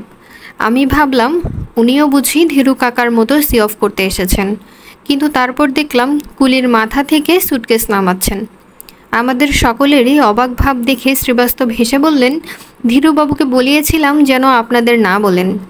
উনি জানতেন আমি যাব আপনাদের সঙ্গে। কেমন সারপ্রাইজ দিলাম বলেন তো? বাবা দেখলাম খুশি হয়েই বললেন, খুব ভালোই হলো। আমি ভাবতে পারিনি আপনি আসতে পারবেন, তা না হলে আমি নিজেই আপনাকে বলতাম। শ্রীবাস্তব বেঞ্চির একটা কোণ ঝেড়ে সেখানে বসে বললেন, সত্যি জানেন কি, কদিন বড্ড ওয়ারিড আছি। আমাকে বাইরে থেকে দেখলে বুঝতে পারবেন না। পিয়ারেলালের দেওয়া জিনিসটা এইভাবে গেল, ভাবলে বড় খারাপ লাগে। শহর ছেড়ে 2 দিনের জন্য আপনাদের সঙ্গে ঘুরে আসতে পারলে খানিকটা শান্তি পাবো। 5 মিনিটের মধ্যে বনবিহারী বাবুও এসে পড়লেন। তার মালপত্তর যেন একজনের পক্ষে একটু বেশি মনে হলো। ভদ্রলোক হাসি মুখে নমস্কার করে বললেন, এইবার রগর দেখবেন। পবিত্রানন্দ স্বামী চলেছেন এই গাড়িতে, তার ভক্তরা তাকে বিদায় দিতে আসছেন। ভক্তির বহরটা দেখবেন এবার। সত্যি কিছুক্ষণ পর অনেক লোকজন ফুলের মালা টালা নিয়ে একজন মোটামতো গেরুয়া পরা লম্বা চুলওয়ালা সন্ন্যাসী এসে আমাদের পাশের ফার্স্ট ক্লাস গাড়িটায় উঠলেন। ওর সঙ্গে আরও 4-5 জন গেরুয়া পরা লোক উঠল, আর কিছু গেরুয়া পরা আর অনেক এমনি পোশাক পরা লোক কামরার সামনে ভিড় করে দাঁড়ালো। বুঝলাম এরাই সব ভক্তের দল। গাড়ি ছাড়তে আর 5 মিনিট দেরি, তাই আমরা সব উঠে পড়েছি। ধীরু কাকা কেবল জানালার বাইরে থেকে বাবার সঙ্গে কথা বলছেন। এমন সময় একজন গেরুয়া পরা লোক হঠাৎ ধীরু কাকার দিকে হাসি হাসি মুখ করে হাত বাড়িয়ে এগিয়ে এলো। ধীরেন না, চিনতে পারছো? ধীরু কাকা কিছুক্ষণ হতভম্বের মতো চেয়ে থেকে হঠাৎ, অম্বিকা নাকি বলে এগিয়ে গিয়ে ভদ্রলোককে প্রায় জড়িয়ে ধরলেন। বাপ রে বাপ, তোমার আবার এ পোশাক কী হে? কেন, এ তো প্রায় 7 বছর হতে চলল। ধীরু কাকা তখন ভদ্রলোকের সঙ্গে আমাদের পরিচয় করিয়ে দিয়ে বললেন, অম্বিকা হলো আমার স্কুলের সহপাঠী, প্রায় 15 বছর পরে দেখা ওর সঙ্গে। গার্ড হুইসেল দিচ্ছে, ঘ্যাঁচ। গার্ড হুইসেল দিয়েছে। ঘ্যাঁচ করে গাড়ি ছাড়ার শব্দ হবার সঙ্গে সঙ্গে আমরা সকলেই শুনতে পেলাম অম্বিকা বাবু ধীরু কাকাকে বলছেন, আরে সেদিন বিকেলে তোমার বাড়ি গিয়ে প্রায় 8 ঘন্টা বসে রইলাম, তুমি ছিলে না, তোমার বেয়ারা তোমাকে সে কথা বলেনি? ধীরু কাকা কী উত্তর দিলেন সেটা আর শোনা গেল না, কারণ গাড়ি তখন ছেড়ে দিয়েছে। আমি অবাক হয়ে প্রথমে ফেলুদা, তারপর বাবার দিকে চাইলাম। ফেলুদার কপালে দারুণ ভ্রুকুটি। বাবা বললেন, ভেরি স্ট্রেঞ্জ। বনবিহারী বাবু বললেন, ওই ভদ্রলোককেই কি আপনারা আংটি চোর বলে সাসপেক্ট করেছিলেন? বাবা বললেন, সে প্রশ্ন অবশ্যই আর ওঠে না, কিন্তু আংটিটা তাহলে গেল কোথায়? কে নিল? ট্রেনটা ঘটাং ঘটাং করে লখনৌ স্টেশনের প্ল্যাটফর্ম ছাড়িয়ে বেরোলো। স্টেশনের মাথার গম্বুজগুলো ভারী সুন্দর দেখতে, কিন্তু এখনও আর ও সব যেন চোখেই পড়ছিল না। মাথার মধ্যে সব যেন কীরকম গণ্ডগোল হয়ে যাচ্ছিল। ফেলুদা নিশ্চয়ই মনে মনে খুব অপ্রস্তুত বোধ করছে। ও তো সেই সন্ন্যাসীর খোঁজ নিতে নিতে একেবারে লখনৌ স্টেশন অবধি পৌঁছে গিয়েছিল। কিন্তু তাহলে স্টেশনের সেই অ্যাটাচি কেসওয়ালা সন্ন্যাসীকে? আজকে যাকে দেখলাম সে তো আর ছদ্মবেশধারী সন্ন্যাসী নয়, একেবারে সত্যিকার সন্ন্যাসী। সে কি তাহলে আরেকজন লোক? আর সেও কি ধীরু কাকার বাড়ির আশেপাশে ঘোরাফেরা করছিল? আর সেটার কারণ কি ওই আংটি না অন্য কিছু? আর ফেলুদার গায়ে খুব হুঁশিয়ার লেখা কাগজকে ছুঁড়ে মেরেছিল। আর কেন? ফেলুদার মাথাতে কি এখন এই সব প্রশ্ন ঘুরছে, না সে অন্য কিছু ভাবছে? ওর দিক চেয়ে দেখি ও সেই গ্রিক অক্ষরে হিজিবিজি লেখা খাতাটা বার করে খুব মন দিয়ে পড়ছে, আর মাঝে মাঝে কলম দিয়ে আরও কী সব জানি লিখছে। বনবিহারী বাবু হঠাৎ একটা প্রশ্ন করে বসলেন। আচ্ছা ডক্টর শ্রীবাস্তব, পিয়ারিলাল মারা যাবার আগে আপনিই বোধহয় তাকে শেষ দেখেছিলেন, তাই না?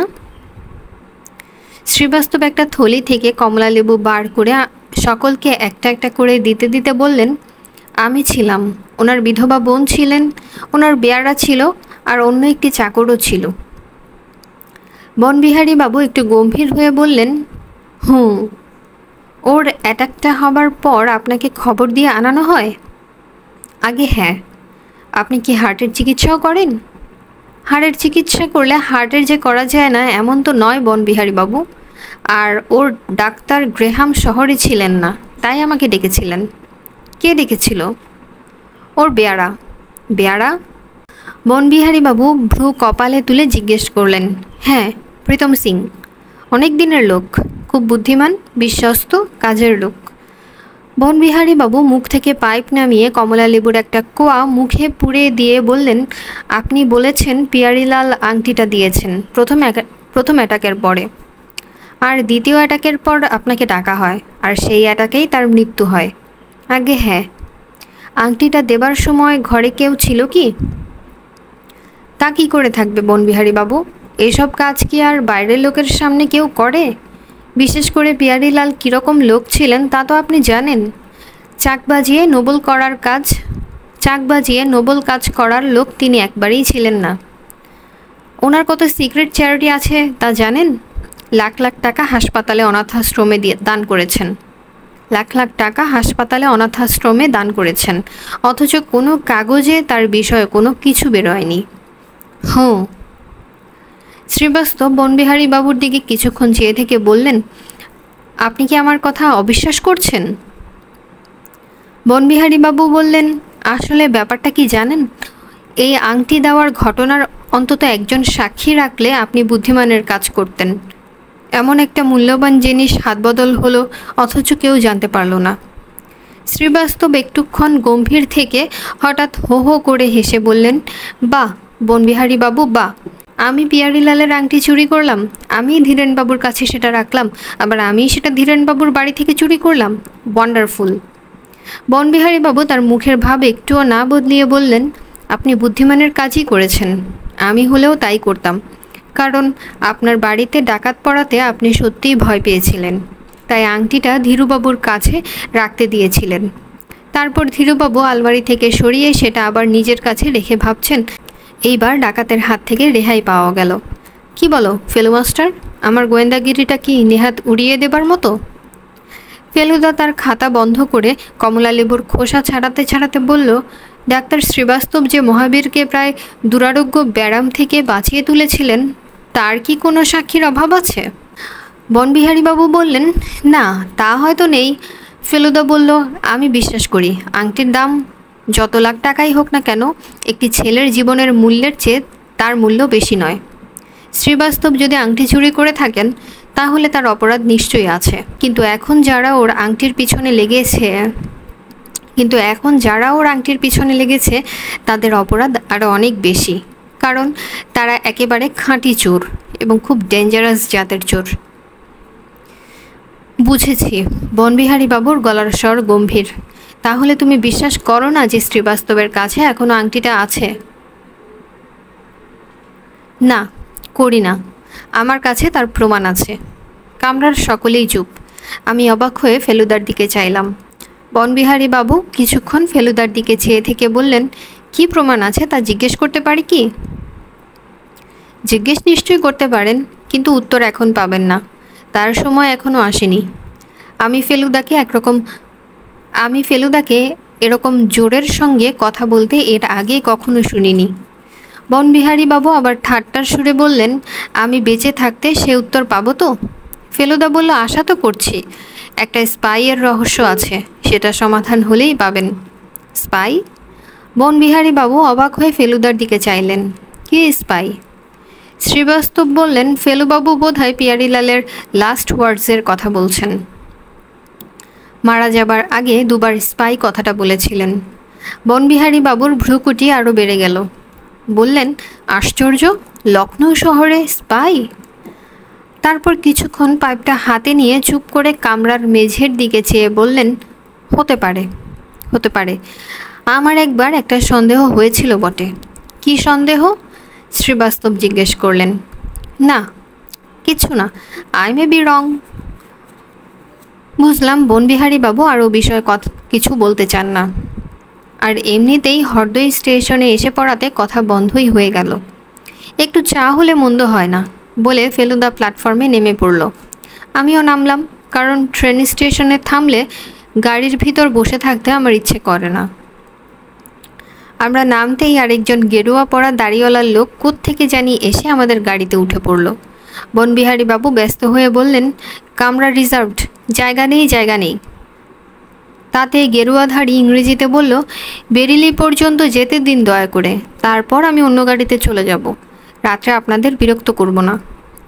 অগত্যা বনবিহারী বাবু তাকে উঠতে দিলেন। ফেলুদা বলল, সন্ন্যাসীদের জ্বালায় দেখছি আর পারা গেল না। এই চাওয়ালা! চাওয়ালা দৌড়ে এগিয়ে এলো। তুই খাবি? কেন খাবো না? অন্যদের জিজ্ঞেস করাতে ওরা বললেন যে খাবেন না। গরম চায়ের ভার কোনো রকমে এহাত ওহাত করতে করতে ফেলুদাকে বললাম, শ্রীবাস্তব চোর হলে কিন্তু খুব খারাপ হবে। ফেলুদা ওই সাংঘাতিক গরম চায়ে চুমুক দিয়ে বলল, কেন? কারণ ওকে আমার বেশ ভালো লাগে, আমার মনে হয় খুব ভালো মানুষ। বকচন্দর, তুই যে ডিটেকটিভ বই পড়িসনি, পড়লে জানতে পারতিস যে লোকটাকে সবচেয়ে নিরীহ বলে মনে হয় সেই শেষ পর্যন্ত অপরাধী প্রমাণ হয়। এ ঘটনা তো আর ডিটেকটিভ বইয়ের ঘটনা নয়। তাতে কি হলো? বাস্তব জীবনের ঘটনা থেকেই তো লেখকটা আইডিয়া পান। আমার ভারী রাগ হলো। বললাম, তাহলে শ্রীবাস্তব যখন প্রথম দিন আমাদের বাড়িতে বসে গল্প করছিলেন, তখন বাইরে থেকে ওকে ওয়াচ করছিল আর চারমিনার খাচ্ছিল। তখন বাইরে থেকে কেউ ওয়াচ করছিল আর চারমিনার খাচ্ছিল। সে হয়তো ডাকাতের দলের লোক। তাহলে তুমি বলছো শ্রীবাস্তবও খারাপ লোক আর ডাকাতরাও খারাপ লোক? তাহলে তো সকলেই খারাপ লোক, কারণ গণেশ গুহ বলছিল বনবিহারী বাবুও লোক ভালো নয়। ফেলুদা উত্তরের বদলে চায়ের ভারে একটা বড় রকম চুমুক দিতেই কোত্থেকে জানি একটা দল পাকানো কাগজ ঠাই করে এসে ওর কপালে লেগে রিবাউন্ড করে একেবারে ভাড়ের মধ্যে পড়ল। এক ছোবলে কাগজটা ভার থেকে তুলে নিয়ে ফেলুদা প্ল্যাটফর্মের ভিড়ের দিকে চাইতেই গার্ডের হুইসেল শোনা গেল। এখন আর কারুর সন্ধানে ছোটাছুটি করার কোনো উপায় নেই। কম্পার্টমেন্টে ওঠার আগে কাগজটা খুলে একবার নিজে দেখে তারপর আমাকে দেখিয়ে ফেলুদা সেটাকে আবার দলা পাকিয়ে প্ল্যাটফর্মের পাশ দিয়ে একেবারে ট্রেনের চাকার ধারে ফেলে দিল। কাগজে লেখা ছিল, খুব হুঁশিয়ার। আর দেখে বুঝলাম এবারও পানের রস দিয়েই লেখা। বাদশাহী আংটির রহস্যজনক আর রোমাঞ্চকর ব্যাপারটা আমরা মোটেই লখনৌ শহরে ছেড়ে আসিনি, সেটা আমাদের সঙ্গে সঙ্গেই চলেছে। সন্ধ্যা হয়ে এসেছে। কামরার বাতিগুলো এইমাত্র চলেছে। ট্রেন ছুটে চলেছে বেরিলির দিকে। কামরায় সব শুদ্ধ 7 জন লোক। আমি আর ফেলুদা একটা বেঞ্চিতে, একটায় বাবা আর শ্রীবাস্তব, আর তৃতীয়টায় বনবিহারী বাবু আর সেই সন্ন্যাসী। বাবাদের উপরের বাঙ্কে বনবিহারী বাবু একটা কাঠের প্যাকিং কেস আর একটা বড় ট্রাঙ্ক রয়েছে। আমাদের উপরের বাঙ্কে একটা লোক আপাদমস্তক চাদর মুড়ি দিয়ে ঘুমোচ্ছে। লখনৌ স্টেশনে গাড়িতে উঠে অবধি তাকে এই ঘুমন্ত আর চাদর মুড়ি অবস্থাতেই দেখেছি। তার পায়ের ডগা দুটো শুধু বেরিয়ে আছে, উপরের দিকে চাইলেই দেখা যায়। বনবিহারী বাবু বেঞ্চির উপর পা তুলে বাবু হয়ে বসে পাইপ টানছেন। শ্রীবাস্তব গীতাঞ্জলি পড়ছেন, আর বাবাকে দেখলেই মনে হয় ওর ঘুম পেয়েছে। মাঝে মাঝে চোখ রগড়িয়ে টান হয়ে বসছেন। সন্ন্যাসীর যেন আমাদের কোনো ব্যাপারেই কোনো ইন্টারেস্ট নেই। সে এক মনে একটা হিন্দি খবরের কাগজের পাতা উল্টাচ্ছে। ফেলুদা জানালার বাইরে চেয়ে গাড়ির তালে তালে একটা গান ধরেছে। সেটা আবার হিন্দি গান। তার প্রথম দু লাইন হচ্ছে, জব ছোর চলে লখনৌ নগরী তব হাল আদম পর ক্যা গুজরি। বাকিটা ফেলুদা হু হু করে গাইছে। বুঝলাম ওই 2 লাইন ছাড়া আর কথা জানা নেই। বনবিহারী বাবু হঠাৎ বললেন, ওয়াজিদ আলী শাহর গান তুমি জানলে কি করে? ফেলুদা বলল, আমার এই জ্যাঠামশাই গাইতেন, খুব ভালো ঠুংরি গাইয়েছিলেন। বনবিহারী বাবু পাইপে টান দিয়ে জানালার বাইরে সন্ধ্যার লাল আকাশের দিকে চেয়ে বললেন, আশ্চর্য নবাব ছিলেন ওয়াজিদ আলী। গান গাইতেন পাখির মতো, গান রচনাও করতেন। ভারতবর্ষের প্রথম অপেরা লিখেছিলেন একেবারে বিলিতি ঢঙে, কিন্তু যুদ্ধ করতে জানতেন না এক ফোঁটাও। শেষ বয়সটা কাটে কলকাতার মেটেবুরুজে, এখন যেখানে সব কলকাতার মুসলমান দর্জিগুলো থাকে। আর সবচেয়ে ইন্টারেস্টিং ব্যাপার কি জানো? তখনকার বিখ্যাত ধনী রাজেন মল্লিকের সঙ্গে একজোটে কলকাতার প্রথম চিড়িয়াখানার পরিকল্পনা করেন ওয়াজেদ আলী শাহ। কথা শেষ করে বনবিহারী বাবু দাঁড়িয়ে উঠে বাঙ্কে রাখা ট্রাঙ্কটা খুলে তার ভেতর থেকে একটা ছোট গ্রামোফোনের মতো বাক্স বার করে বেঞ্চের উপরে রাখলেন। এবার আমার প্রিয় কিছু গান শোনাই। এটা হচ্ছে আমার টেপ রেকর্ডার, ব্যাটারিতে চলে। এই বলে বাক্সটার ঢাকনা খুলে হারমোনিয়ামের পর্দার মতো দেখতে একটা সাদা জিনিস টিপতেই বুঝতেই পারলাম কি একটা জিনিস জানি চলতে আরম্ভ করলো। বনবিহারী বাবু বললেন, এ গান যদি সত্যি করে উপভোগ করতে হয় তাহলে জানালা দিয়ে বাইরের দিকে দেখতে দেখতে শোনো। আমি বাইরের দিকে চেয়ে আবছা আলোতে দেখলাম বিরাট গাছওয়ালা ঘন অন্ধকার জঙ্গল ছুটে চলেছে ট্রেনের উল্টো দিকে। সেই জঙ্গল থেকেই যেন শোনা গেল বনবিড়ালের কর্কশ চিৎকার। বনবিহারী বাবু বললেন, ভলিউম ইচ্ছে করে বাড়ায়নি, যাতে মনে হয় চিৎকারটা দূর থেকেই আসছে। তারপর শুনলাম হায়নার হাসি। সে এক অদ্ভুত ব্যাপার। ট্রেনে করে জঙ্গলের পাশ দিয়ে ছুটে চলেছে, আর সারা জঙ্গল থেকে হায়নার হাসির শব্দ ভেসে আসছে। বনবিহারী বাবু বললেন, এর পরের শব্দটা আরেকটু কমানো উচিত, কারণ ওটা শোনা যায় খুব আস্তেই। তবে গাড়ির শব্দের জন্য আমি ওটা একটু বাড়িয়েই শোনাচ্ছি। কির কিট কিট কিট কির কিট কিট কিট। আমার বুকের ভেতরটা যেন ঢিপঢিপ করতে লাগলো। সন্ন্যাসীর দিকে চেয়ে দেখি তিনিও অবাক হয়ে শুনছেন। বনবিহারী বাবু বললেন, র্যাটল স্নেক। আওয়াজটা শুনলে যদিও ভয় করে, কিন্তু আসলে ওরা নিজের অস্তিত্বটা জানিয়ে দেবার জন্যই শব্দটা করে, যাতে অন্য কোনো প্রাণী অজান্তে ওদের মারিয়ে না ফেলে। বাবা বললেন, তাহলে ওরা এমনিতে মানুষকে অ্যাটাক করে না? জঙ্গলে টঙ্গলে এমনিতে করে না, সে আমাদের দেশি বিষাক্ত সাপেরাই বা কটা অ্যাটাক করে বলুন? তবে কোণঠাসা হয়ে গেলে করে বই কি। যেমন ধরুন, একটা ছোট ঘরের মধ্যে আপনার সঙ্গে যদি সাপটাকে বন্দি করে রাখা যায়, তাহলে কি আর করবে না? নিশ্চয়ই করবে। আর এদের আরেকটা আশ্চর্য ক্ষমতা কি জানেন তো? ইনফ্রারেড রশ্মি এদের চোখে ধরা পড়ে, অর্থাৎ এরা অন্ধকারে স্পষ্ট দেখতে পায়। তারপর রেকর্ডার বন্ধ করে দিয়ে বনবিহারী বাবু বললেন, দুঃখের বিষয়, আমার বাকি যে কটি প্রাণী আছে, বিছে আর মাকড়সা, তারা দুটিই মৌন। এবার যদি অজগরটি পাই, তাহলে তার ফুসফুসানি নিশ্চয়ই রেকর্ড করে রাখবো। বাবা বললেন, ভয় ভয় করছিল কিন্তু শব্দগুলো শুনে। বনবিহারী বাবু বললেন, তা তো বটেই, কিন্তু আমার কাছে এই শব্দ সঙ্গীতের চেয়েও মধুর। বাইরে যখন যাই জানোয়ারগুলোকে তো তখন নিয়ে যেতে পারি না, তাই এই শব্দগুলোকেই নিয়ে যাই সঙ্গে করে। বেরিলিতে আমাদের ডিনার দিল, আর সন্ন্যাসী ভদ্রলোক নেমে গেলেন। ফেলুদা 1 প্লেট খাবার পরেও আমার প্লেট থেকে মুরগির ঠ্যাং তুলে নিয়ে বলল, ব্রেনের কাজটা যখন বেশি চলে তখন মুরগি জিনিসটা খুব হেল্প করে। আর আমি বুঝি ব্রেনের কাজ করছি না? তোরটা কাজ নয়, খেলা। তোমার এত কাজ করে কি ফলটা হচ্ছে শুনি? ফেলুদা গলাটা নামিয়ে নিয়ে শুধু আমি যাতে শুনতে পাই এমনভাবে বলল, পিয়ারিলাল কোন স্পায়ের কথা বলেছিলেন সেটার একটা আন্দাজ পেয়েছি। এইটুকু বলে ফেলুদা একেবারে চুপ মেরে গেল। গাড়ি বেরেলি ছেড়েছে। বাবা বললেন, ভোর 4টায় উঠতে হবে, তোরা সব এবার শুয়ে পড়। বেঞ্চের অর্ধেকটা আমি নিয়ে বাকি অর্ধেকটা ফেলুদাকে ছেড়ে দিলাম। বনবিহারী বাবু বললেন উনি ঘুমাবেন না, তবে আপনারা নিশ্চিন্তে ঘুমন, আমি হরিদ্বার আসার ঠিক আগেই আপনাদের তুলে দেব। বাবা আর শ্রীবাস্তব ওদের বেঞ্চিটায় ভাগাভাগি করে শুয়ে পড়লেন। বনবিহারী বাবু দেখলাম বাতিগুলো নিভিয়ে দিলেন। ঘরের ভিতরটা অন্ধকার হতেই বুঝতে পারলাম বাইরে চাঁদের আলো রয়েছে। শুধু তাই না, আমি যেখানে শুয়ে আছি সেখান থেকে চাঁদটা দেখাও যাচ্ছে। বোধহয় পূর্ণিমার আগের দিনের চাঁদ, আর সেটা আমাদের গাড়ির সঙ্গে সঙ্গেই ছুটে চলেছে। চাঁদ দেখতে দেখতে আমার মন কেন জানি বলল যে হরিদ্বারে শুধু তীর্থস্থানেই দেখা হবে না, আরও কিছু ঘটবে সেখানে।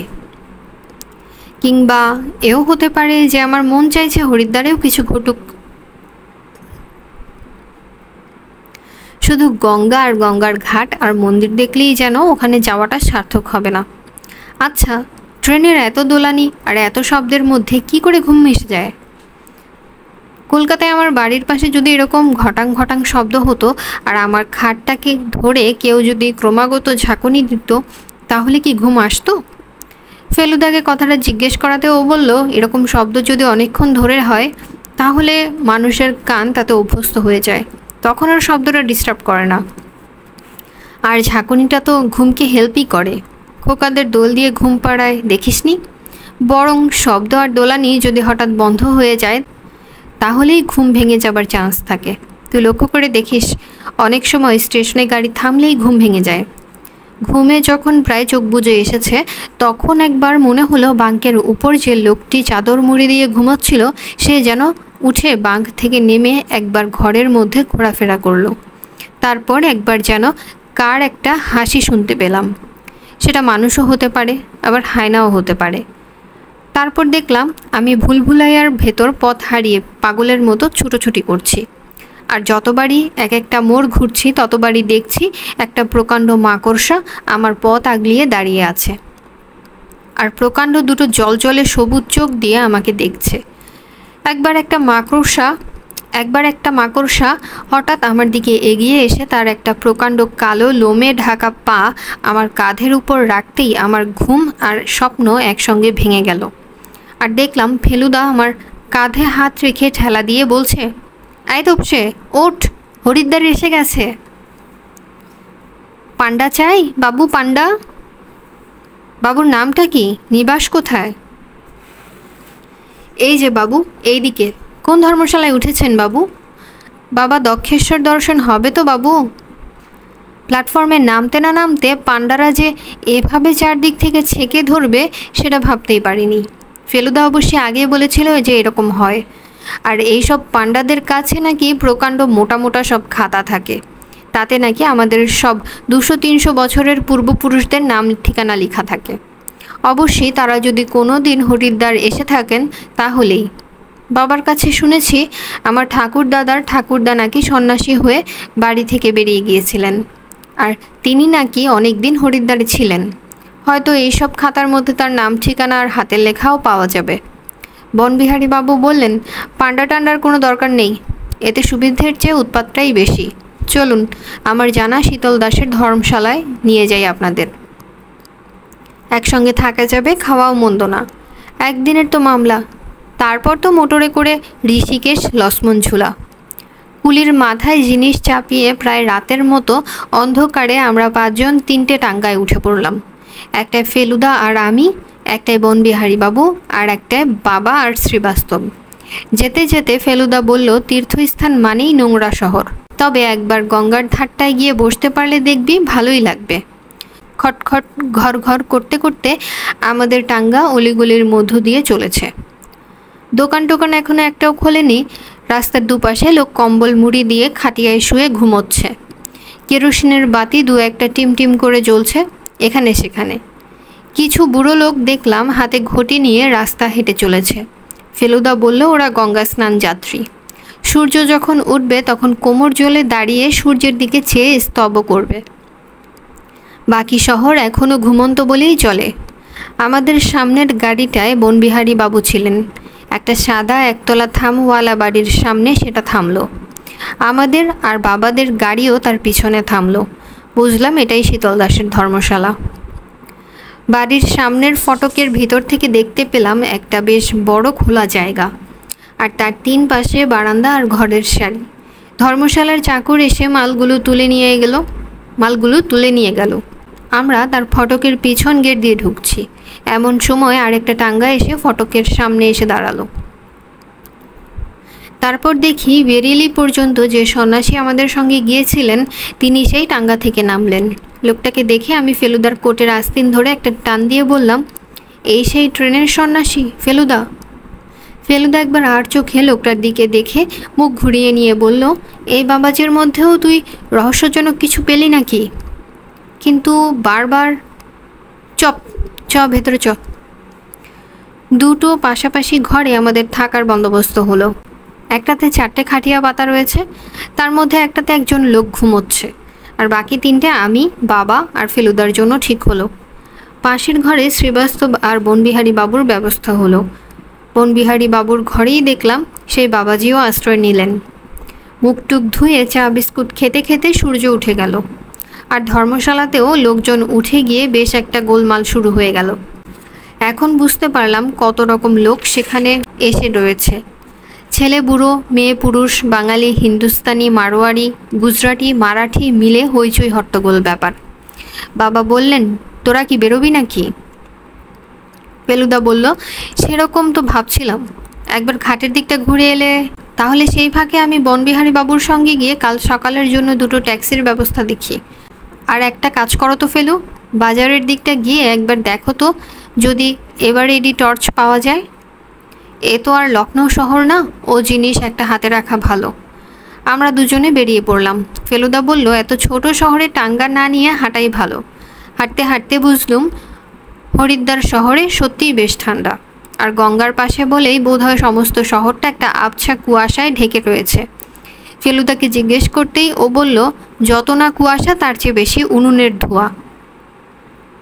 ধর্মশালার সামনের রাস্তা দিয়ে কিছু দূর এগিয়ে গিয়ে একজন লোককে জিজ্ঞেস করতেই সে ঘাটের পথ দেখিয়ে দিয়ে বলল, ইহা সে আধা মিল জানে সেই ঘাট মিল জায়গা। ঘাটে পৌঁছানোর পর কিছু আগে থেকেই একটা গন্ডগোল শুনতে পাচ্ছিলাম। শেষে বুঝতে পারলাম যে সেটা আসলে এত লোক একসঙ্গে স্নান করার গন্ডগোল। তার উপর ঘাটের পথের দুদিকে ভিখিরি আর ফেরিওয়ালার সারি, তারাও কম চেঁচামেচি করছে না। আমরা ভিড় ঠেলে ঘাটের সিঁড়ির দিকে এগিয়ে গেলাম। এরকম দৃশ্য আমি আর কখনো দেখিনি। জলের মধ্যে যেন একটা মেলা বসেছে। ঘাটের উপরেই একটা মন্দির, তার থেকে আরতির ঘণ্টার আওয়াজ আসছে। আমরা ভিড় ঠেলে ঘাটের সিঁড়ির দিকে এগিয়ে গেলাম। এরকম দৃশ্য আমি আর কখনো দেখিনি। জলের মধ্যে যেন একটা মেলা বসেছে। ঘাটের উপরেই একটা মন্দির, তার থেকে আরতির ঘণ্টার আওয়াজ আসছে। এক জায়গায় গলায় কণ্ঠি পরা, কপালে তিলক কাটা একজন বৈষ্ণব গান গাইছে। তাকে ঘিরে একদল বুড়ো বুড়ি বসে আছে। মানুষের আশেপাশে ছাগল, কুকুর, গরু, বাছুর কিছু কম নেই। ফেলুদা ঘাটের ধাপে একটা খালি জায়গা বেছে নিয়ে বসে পড়ল। প্রাচীন ভারতবর্ষ যদি দেখতে চাস তো এই ঘাটের ধাপে কিছুক্ষণ বসে থাক। লখনৌ থেকে এই জায়গায় ব্যাপারটা এত অন্যরকম যে আমার মন থেকে আংটির ঘটনাটা প্রায় মুছেই যাচ্ছিল। ফেলুদারও কি তাই, নাকি ও মনে মনে রহস্যের সমাধান কাজ চালিয়েই চলেছে? ওকে সে কথাটা আর জিজ্ঞেস করতে সাহস হলো না। ওর দিকে ফিরে দেখি ও বেশ একটা খুশি খুশি ভাব নিয়ে পকেট থেকে দেশলাই আর সিগারেট বার করেছে। বাবাদের সামনে তো আর খেতে পারে না, তাই এই সুযোগে খেয়ে নেবে। সিগারেটটা মুখে পুরে দেশলাইয়ের বাক্সটা খুলতেই দেখলাম তার মধ্যে কি যেন একটা জিনিস ঝলমল করে উঠল। আমি চমকে উঠে বললাম, ওটা কি ফেলুদা? ফেলুদা ততক্ষণে দেশলাই বার করে বাক্স বন্ধ করে দিয়েছে। সে অবাক হবার ভাব করে বলল, কোনটা? ওই যে চকচক করে উঠল দেশলাইয়ের বাক্সে। ফেলুদা কায়দা করে 2 হাতের আড়ালে গঙ্গার হাওয়ার মধ্যে সিগারেটটা ধরিয়ে ধোঁয়া ছেড়ে বলল, দেশলাইতে ফসফরাস থাকে জানিস তো, সেইটাই রোদে চকচক করে উঠেছে আর কি। আমি আর কিছু জিজ্ঞেস করতে পারলাম না, কিন্তু দেশলাইয়ের উপর রোদ পড়ে এতটা ঝলমল করে উঠতে পারে এই জিনিসটা আমি কিছুতেই বিশ্বাস করতে পারছিলাম না। হরিকা চরণঘাট থেকে গঙ্গার দৃশ্য দেখে, দক্ষেশ্বরের মন্দির দেখে, বাজারের মণিহারি দোকান থেকে যখন আমরা 3 সেলের একটা টর্চ কিনছি তখন প্রায় 10:30 বাজে। যতই ঘুরি না কেন আর যাই দেখি না কেন ফেলুদার দেশলাইয়ের বাক্সর মধ্যে ওই চকচকানের কথাটা আমি কিছুতেই ভুলতে পারছিলাম না। বারবার খালি মনে হচ্ছিল যে ওটা আসলে ওই আওরঙ্গজেবের আংটির হীরের চকচকানি। ফেলুদা যদি বলতো ওটা একটা সিকি বা আধুলি তাহলেও হয়তো বিশ্বাস করতে পারতাম, কিন্তু ফসফরাসের ব্যাপারটা যে একেবারে গুল সেটা আমার বুঝতে বাকি ছিল না। আর আংটিটা যদি সত্যি ফেলুদার কাছে থেকে থাকে আর সেটার পিছনে যদি সত্যি ডাকাত লেগে থাকে আর সে ডাকাত যদি জেনে থাকে যে ফেলুদার কাছেই আংটিটা আছে, তাহলে সেটা সে জানে বলেই কি ফেলুদা ওসব হুমকি দেওয়া কাগজ পাচ্ছে আর ওর দিকে গুলতি দিয়ে ইট মারছে আর লাঠির ডগায় ক্লোরোফর্মের ন্যাকড়া বেঁধে আমাদের ঘরের মধ্যে কি ঢুকিয়ে দিচ্ছে। ফেলুদা কিন্তু সারা রাস্তা গুনগুন করে গান গেয়েছে। একবার গান থামিয়ে আমায় বলল, খট বলে একটা রাগ আছে জানিস, এটা সেই রাগ, সকালে গাইতে হয়। আমি বলতে চাচ্ছিলাম যে খট জানি না, রাগ রাগিনী জানি না, কিন্তু আমার ভীষণ রাগ হচ্ছে আর খটকা লাগছে, তুমি আমায় ধাপ্পা দিলে কেন? কিন্তু কথাটা আর বলা হলো না, কারণ তখন আমরা ধর্মশালায় পৌঁছে গেছি। মনে মনে ঠিক করলাম যে আজকের মধ্যেই ফেলুদার সঙ্গে এ বিষয়ে কথা বলতেই হবে। ধর্মশালায় বারান্দায় দেখি বাবা, বনবিহারী বাবু, শ্রীবাস্তব আর একজন ধুতি পাঞ্জাবি পরা বাঙালি ভদ্রলোক বসে গল্প করছেন। বাবা আমাদের দেখেই বললেন, ট্যাক্সির ব্যবস্থা হয়ে গেছে, কাল ভোর 6টায় রওনা। বনবিহারী বাবু চেনা থাকায় বেশ সস্তায় হয়ে গেল। বাঙালি ভদ্রলোক শুনলাম এলাহাবাদে থাকেন, নাম বিলাসবাবু। তিনি নাকি একজন নামকরা হাত দেখিয়ে। আপাতত বনবিহারী বাবুর হাত দেখেছেন। বনবিহারী বাবু বললেন, কোনো জানোয়ারের কামড় টামড় খেয়ে মরবো কিনা সেটা একবার দেখুন তো। ভদ্রলোক হাতে একটা লবঙ্গ নিয়ে বনবিহারী বাবুর হাতের উপর বুলোতে বুলোতে বললেন, কই তা তো দেখছি না, স্বাভাবিক মৃত্যু বলেই তো মনে হচ্ছে। হতে পারেন বিলাসবাবু হাত দেখিয়ে, কিন্তু তার পাটা দেখে ভারী অদ্ভুত লাগলো। বুড়ো আঙ্গুলটা তার পাশের আঙ্গুলের চেয়ে প্রায় আধ ইঞ্চি বড়, আর সেটা দেখে মনে হলো খুব রিসেন্টলি যেন আমি সেরকম পা দেখেছি, কিন্তু কোথায় বা কার পা সেটা মনে করতে পারলাম না। বনবিহারী বাবু একটা হাফ ছাড়ার শব্দ করে বললেন, যাক বাঁচা গেল। কেন মশাই, আপনি কি শিকার করেন নাকি, বাঘ ভাল্লুক মারেন? বিলাসবাবুর বাংলায় একটা অবাঙালি টান লক্ষ্য করলাম। বনবিহারী বাবু বললেন, না, তবু এসব জেনে টেনে রাখা ভালো। আমার এক খুড়তুতো ভাই, কোথাও কিছু নেই, হঠাৎ এক পাগলা কুকুরের কামড় খেয়ে হাইড্রোফোবিয়ায় মারা গেল, তাই আর কি। আপনি কি আগে কলকাতায় ছিলেন? বিলাসবাবু জিজ্ঞেস করলেন। বনবিহারী বাবু একটু অবাক হয়েই বললেন, ওটাও কি হাতের রেখায় পাওয়া যায় নাকি? তাই তো দেখছি। আর আপনার কি পুরোনো আমলের শিল্পদ্রব্য বা অন্য দামি জিনিস জমানোর শখ আছে? আমার? না না, আমার কেন, সে ছিল পিয়ারিলালের। আমার শখ জন্তু জানোয়ারের। তাই কি? তাই কামড় খাওয়ার কথা বলছিলেন? কিন্তু কিন্তু কি? বনবিহারী বাবুকে বেশ উত্তেজিত বলে মনে হলো। বিলাসবাবু প্রশ্ন করলেন, আপনার কি সম্প্রতি কোনো উদ্বেগের কারণ ঘটেছে? সম্প্রতি মানে? এই ধরুন গত মাসখানেকের মধ্যে। বনবিহারী বাবু বেশ জোরে হেসে উঠলেন। মশাই, আমার যাকে বলে not a care in the world, কোনো উদ্বেগ নেই। তবে হ্যাঁ, একটা অ্যাংজাইটি আছে, এই যে কাল লক্ষ্মণ ঝুলায় গিয়ে একটা 12 ফুট অজগরের দেখা পাবো কি না পাবো। বিলাসবাবুর বোধহয় আর একটু দেখার ইচ্ছে ছিল, কিন্তু বনবিহারী বাবু হঠাৎ হাত দুটো সরিয়ে নিয়ে একটা হাই তুলে বললেন, আসলে ব্যাপারটা কি জানেন? কিছু মনে করবেন না, এসব ফামিস্ট্রিতে আমার বিশ্বাস নেই। আমাদের ভূত ভবিষ্যৎ বর্তমান সবই আমাদের হাতে বটে, কিন্তু সেটা হাতের রেখায় নয়। হাত বলতে আমি বুঝি ক্ষমতা, সামর্থ্য, সেটার উপর সব নির্ভর করে। এই বলে বনবিহারী বাবু চেয়ার ছেড়ে উঠে সোজা ঘরের ভিতর চলে গেলেন। আমার চোখ আবার চলে গেল বিলাসবাবুর পায়ের দিকে। অনেক ভেবেও কিছুতেই মনে করতে পারলাম না কোথায় দেখেছি ওরকম লম্বা বুড়ো আঙুলওয়ালা পা।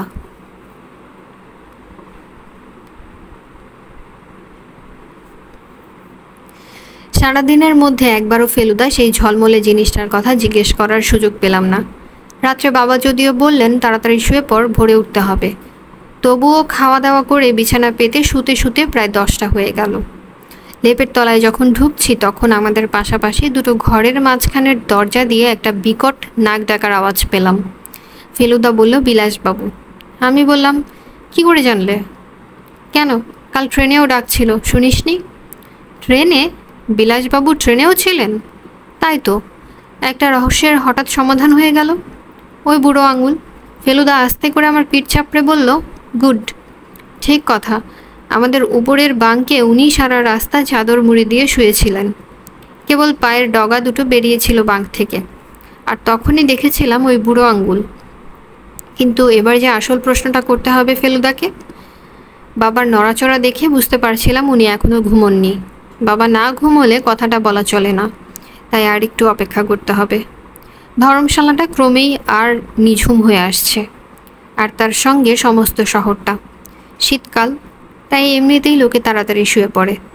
আমাদের ঘরের ভিতর অন্ধকার, বাইরে উঠোনে বোধহয় একটা লাইট জ্বলছে, আর তারই আলো আমাদের দরজার চৌকাঠে এসে পড়েছে। একবার আমাদের ঘরের মেঝে থেকে যেন খুট করে একটা শব্দ এলো, বোধহয় ইঁদুর টিঁদুর কিছু হবে। এবার বাবার খাটিয়া থেকে শুনলাম ওর জোরে জোরে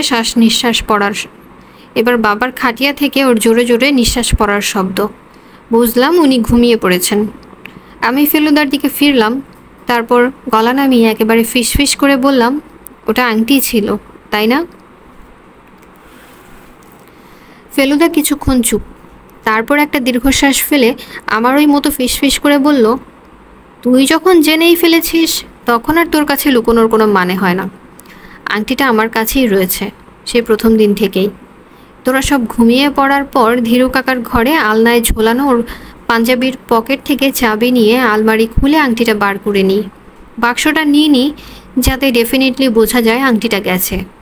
কিন্তু কেন নিলে আংটিটা? কারণ ওটা সরিয়ে রাখলে আসল ডাকাতকে উস্কে দিয়ে তাকে আরও সুবিধে হবে বলে। তাহলে সেই সন্ন্যাসী কি আংটিটাই নিতে এসেছিলেন? অম্বিকাবাবু নয়, আরেকজন সন্ন্যাসী, যে নকল, যার হাতে অ্যাটাচি কেস ছিল। সেই এসেছিল চুরি করতে, কিন্তু গেট থেকেই বৈঠকখানায় আরেকজন গেরুয়াদারিকে দেখে চম্পট দেয়। তারপর টাঙ্গা করেই স্টেশনে গিয়ে ওয়েটিং রুমে ঢুকে পোশাক বদলায় নেয়। সেই নকল সন্ন্যাসী কে? একটা সন্দেহ আছে মনে, কিন্তু এখনও প্রমাণ পাইনি। এতদিন ধরে তুমি ওই আংটি পকেটে নিয়ে ঘুরে বেরিয়েছ? না, তবে একটা নিরাপদ জায়গায় রেখে দিয়েছিলাম। কোথায়? ভুলভুলাইয়ার একটা খুপড়ির ভেতর। বাপরে বাপ, কি সাংঘাতিক বুদ্ধি! এতদিনে বুঝতে পারলাম ফেলুদার দ্বিতীয়বার ভুলভুলাইয়া যাবার এবং গিয়ে কিছুক্ষণের জন্য হারিয়ে যাবার কারণটা। কিন্তু তবু মনে একটা খটকা লাগলো, তাই জিজ্ঞেস করলাম, কিন্তু তুমি তো ভুলভুলাইয়ার প্ল্যান জানতে না? প্রথম দিনই সেটার একটা ব্যবস্থা করেছিলাম।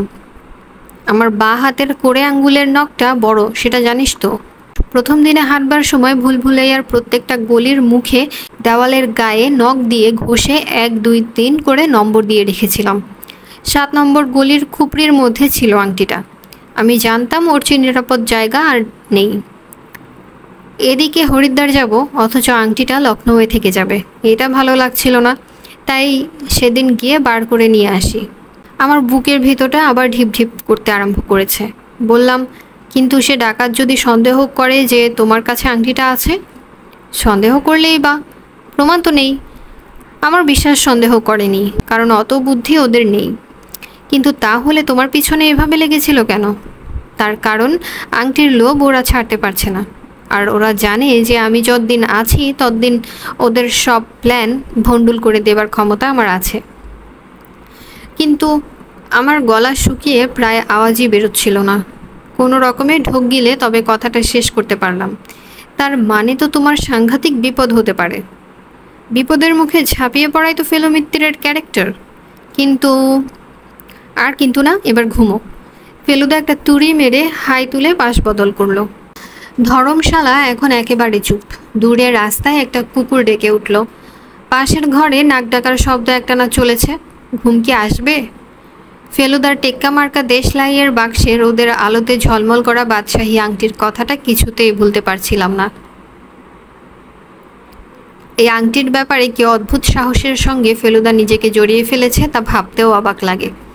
অথচ এটাও ঠিক যে ও যদি না থাকতো তাহলে হয়তো আংটি চুরিও হয়ে যেত, আর চোর ধরাও পড়তো না। কির কিট কিট কিট, কির কিট কিট কিট, কির কিট কিট কিট কিট। পাশের ঘর থেকে, কিন্তু মনে হয় যেন অনেক দূর থেকে, র্যাটল স্নেকের আওয়াজ পেলাম। বুঝলাম বনবিহারী বাবু তার প্রিয় সঙ্গীত শুনছেন, আর এই ঝুমঝুমির আওয়াজ শুনতে শুনতে বোধহয় ঘুমটা এসে গিয়েছিল। বাবার ট্রাভেলিং ক্লকে 5টার সময় অ্যালার্ম দেওয়া ছিল, কিন্তু আমার ঘুম ভেঙে গেল সেটা বাজার একটু আগেই। তাড়াতাড়ি মুখটুক ধুয়ে চাটা খেয়ে তৈরি হয়ে নিলাম। সঙ্গে নিয়ে যাবার জন্য খাবারের কথা বলতে শ্রীবাস্তব বললেন, লসমন ঝোলায় একেবারে ব্রিজের মুখেই দোকানে চমৎকার পুরি তরকারি পাবেন, খাবার নেবার দরকার নেই। সকলেই বেশ ভালো করে গরম জামা পরে নিয়েছিলাম, কারণ পথে তো ঠান্ডা হবেই, আর লসমন ঝোলায় হাইট বেশি বলে সেখানে এমনিতেই এখানের চেয়ে বেশি ঠান্ডা। 6:45টার সময় দুটো ট্যাক্সি পর এসে ধর্মশালার গেটের সামনে দাঁড়ালো। আমাদের সঙ্গে সঙ্গে দেখলাম বিলাসবাবুও এসেছেন। শুনলাম উনিও লসমন ঝুলা যাবেন বলে আমাদের দলে ঢুকে পড়েছেন। কোন গাড়িতে উঠবো ভাবছি, এমন সময় বনবিহারী বাবু এগিয়ে এসে বললেন, 3জন করে ভাগাভাগি হয়ে যেতে হবে অবশ্যই। জানোয়ার সম্বন্ধে আমার কিছু ইন্টারেস্টিং গল্প আছে, তপেশবাবু যদি চাও তো আমার গাড়িতে আসতে পারো। আমি বললাম, শুধু আমি কেন, ফেলুদাও নিশ্চয়ই শুনতে চাইবে।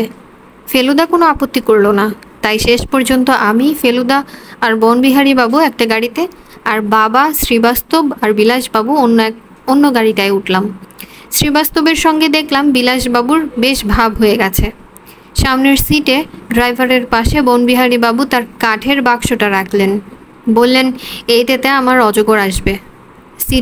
পিছনের সিটের মাঝখানে ফেলুদা, আর দুপাশে আমি আর বনবিহারী বাবু বসলাম। ঠিক 6:15টার সময় আমাদের গাড়ি দুটো একসঙ্গে রওনা দিল। শহর ছাড়িয়ে খোলা জায়গায় পৌঁছতে আরও 5 মিনিট লাগলো।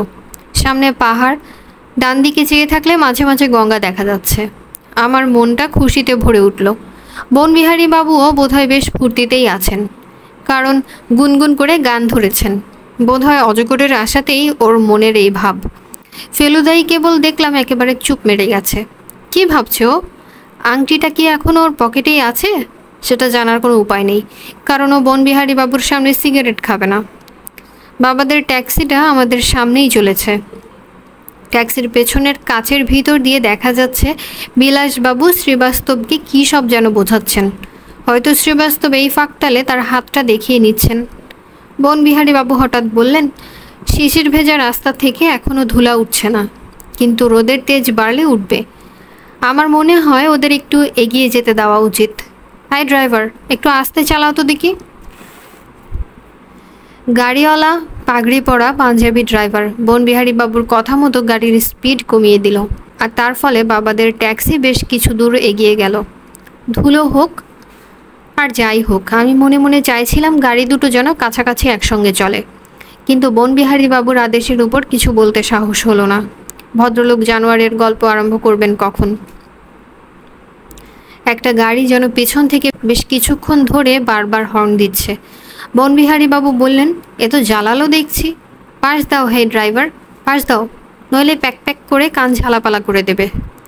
ড্রাইভার বাধ্যভাবে গাড়িটাকে রাস্তার একটু বাঁ দিকে নিল, আর অমনি একটা পুরনো ধরনের সোভরোলের ট্যাক্সি আমাদের গাড়ির পাশ দিয়ে হুশ করে বেরিয়ে এগিয়ে গেল।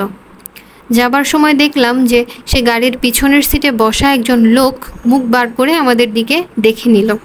এ আমাদের চেনা লোক, সেই বেরিলি পর্যন্ত যাওয়া গেরুয়াধারী সন্ন্যাসী। আমরা আগেই ঠিক করেছিলাম যে প্রথমে লসমন ঝুলা যাব, তারপর সেখানে বেশ কিছুক্ষণ থেকে দুপুরের খাওয়া সেরে ফেরার পথে ঋষিকেশটা দেখে ফিরব। সত্যি কথা বলতে কি, ঋষিকেশটা সম্বন্ধে আমার খুব বেশি উৎসাহ ছিল না। সেও তো তীর্থস্থান, পান্ডা, ধর্মশালা, অলিগলি, ঘাট মন্দির, এই সব, কেবল গঙ্গাটা একটু অন্যরকম। বনবিহারী বাবু এখন ফেলুদার গানটা ধরেছেন, জব ছোড় চলে লখনৌ নগরী তব হাল আধ পর ক্যা গুজরি। গান থামিয়ে হঠাৎ বনবিহারী বাবু বললেন, এই গানের সুরে জ্যোতি ঠাকুরের একটা বাংলা গান আছে জানো? ফেলুদা বলল, জানি, কতকাল রবে বলো হে ভারত হে। ঠিক বলেছ। তারপর আমার দিকে ফিরে বনবিহারী বাবু বললেন, স্টিল মানে হরন। হর্ন মানে শিং, সিং মানে গান, গান মানে কামান, কামন মানে আইস, আইস মানে আমি দেখিয়েছিলাম। এটা জানো?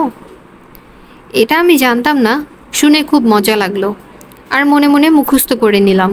বনবিহারী বাবু বললেন, এটার জন্যই বোধহয় আমার গান বলতেই বন্দুকের কথা মনে পড়ে, আর বন্দুক বলতেই জিম করবেট। শিকারের করবেটের কথা জানো তো? ফেলুদা বলল, জানি, কিন্তু তিনি কিন্তু এইসব অঞ্চলে মানুষ খেকেও বাঘ মেরে গেছেন। আর করবেটকে কেন এত ভালো লাগে জানো? কারণ উনিও আমার মতো জানোয়ারদের স্বভাব বুঝতেন, ওদের ভালোবাসতেন। এই বলে আবার গুনগুন করে গান ধরলেন বনবিহারী বাবু। গাড়ি ছুটে চলেছে লক্ষ্মণ ঝুলার দিকে। বাঁদিকে পাহাড়, সামনে পাহাড়, ডান দিকে মাঝে মাঝে গঙ্গাটা দেখা যাচ্ছে, মাঝে মাঝে ঘন জঙ্গল, আকাশে মেঘ জমেছে। সূর্যটা একবার মেঘে ঢেকে যাচ্ছে আর তক্ষুনি বাতাসটা আরও ঠান্ডা হয়ে যাচ্ছে। আমি প্রথম দিকে কেবল লক্ষ্মণ ঝুলার কথাই ভাবছিলাম, এখন আবার মাঝে মাঝে আংটির ব্যাপারটা মনটাকে খোঁচা দিতে আরম্ভ করেছে। অনেক কিছু নতুন জিনিস এ দুদিনে জানতে পেরেছি, কিন্তু আরও অনেক কিছু যে এখনও জানতে বাকি আছে। মহাবীর কেন সন্দেহ করে যে পিয়ারিলাল স্বাভাবিকভাবে মারা যাননি? পিয়ারিলাল কিসের জন্য চিৎকার করেছিলেন মারা যাবার আগে?